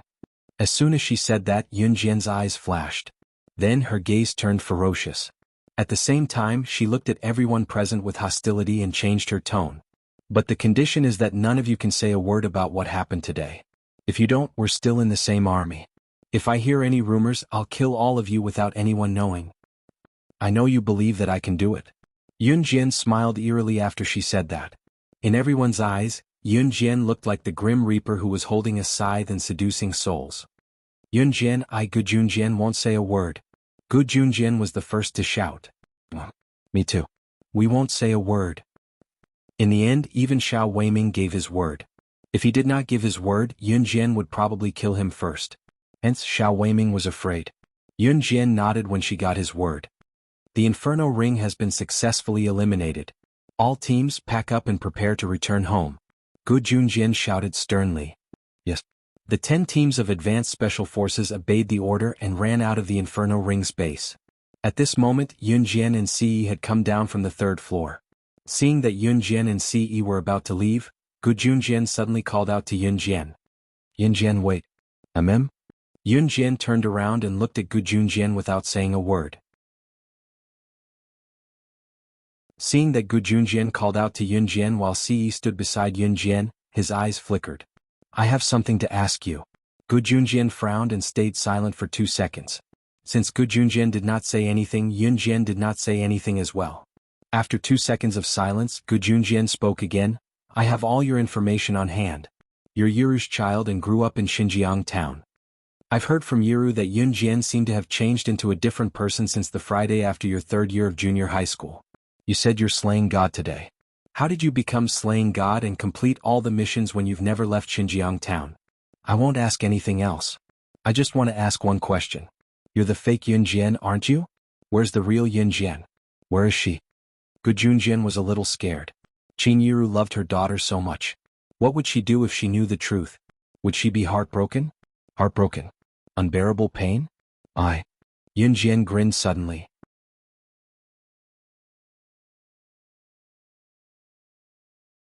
Chapter 585. In the end, Yun Jian added, "You must tell the truth or I won't tell you." Yun Jian crossed her arms and tilted her head to look at Gu Junjian. Her half-smile made Gu Junjian, who was suddenly diverted to him, blush. This. Gu Junjian's reaction confirmed Yun Jian's suspicions. Ce stood beside Yun Jian, leaning close to Yun Jian. At that moment he was also looking at Gu Junjian with a playful expression. This was his mother-in-law's happiness for the rest of her life. It was not child's play. Ce naturally knew about Qin Yiru's troubled life and the hardships Qin Yiru had gone through in the past. He could feel her care for Qin Yiru and her love for Qin Yiru. Ce was not blind. When he was in Xinjiang town, he had naturally seen the interaction between Gu Junjian and Qin Yiru. Two people's mutual interest was a kind of fate. Under Yun Jian's interrogative gaze, Gu Junjian's face turned red. In the end, under Yun Jian and Ce's intense gazes, Gu Junjian said embarrassedly, "My relationship with Yiru? Sai Yun Jian, you know that I'm a married man. Although I haven't spent much time with Yiru, I feel that we're getting along quite well, so it's meaningful, isn't it?" Yun Jian suddenly interrupted Gu Junjian. Yun Jian did not mind the fact that Gu Junjian was a married man. After all, her mother was a married woman too. If Gu Junjian and Qin Yiru were both married twice, then many conflicts would be nipped in the bud. Moreover, Gu Junjian and Qin Yiru had quite a tacit understanding. Yun Jian did not wish for Qin Yiru to spend the rest of her life alone. She also hoped that Qin Yiru could find a partner who would treat her well. Obviously, Gu Junjian was a responsible man. Although he was in the military and did not have much free time, he would never gamble, be a loan shark, and steal women like Yin Gang. Gu Junjian was speechless at Yun Jian's words, but he still nodded, his face red. "I agree," Yun Jian suddenly said when Gu Junjian was blushing. Then, as if she was marrying off her daughter, Yun Jian said earnestly, "Officer, although you're my officer now, but if you want to be with my mother, you must treat her well. Otherwise I won't let you go." Hearing Yun Jian's words, Gu Junjian quickly raised his head and looked straight at Yun Jian. His attitude seemed sincere, but there was a hint of joy in it. "Yun Jian, don't worry. Who am I, Gu Junjian? I swear to you, if I, Gu Junjian, treat Yuru badly, I'll be struck by lightning and die a horrible death." "All right, I understand." Yun Jian continued to smile. Gu Junjian was aware of his feelings for Qin Yuru. On the other hand, Qin Yuru actually did not know how she felt about Gu Junjian. After all, they had only known each other for a short time. However, what Qin Yuru did not know was that she had been sold by her own daughter. When Yun Jian changed the topic, Gu Junjian instantly forgot his initial purpose. Fortunately, Yun Jian did not want to go back on her words. She then began to explain the topic Gu Junjian was talking about earlier. "Regarding your question just now, I'm sorry, but I can only tell you one thing. I'm indeed not the real Yun Jian. I don't know where she went either. But you can rest assured, Officer Go. If I have any bad intentions toward my mother, I'll die without a place to hide." Gu Junjian frowned at Yun Jian's promise, but he soon relaxed. You're tuning in to the Han Li's Wuxia Adventures YouTube channel. We're so grateful for your support, and don't forget to subscribe to join us on this incredible journey through captivating stories. Your generosity through donations truly makes a world of difference, as it's the primary source of revenue that allows me to expand and enhance this channel for you. Thank you from the bottom of my heart for being a part of this adventure.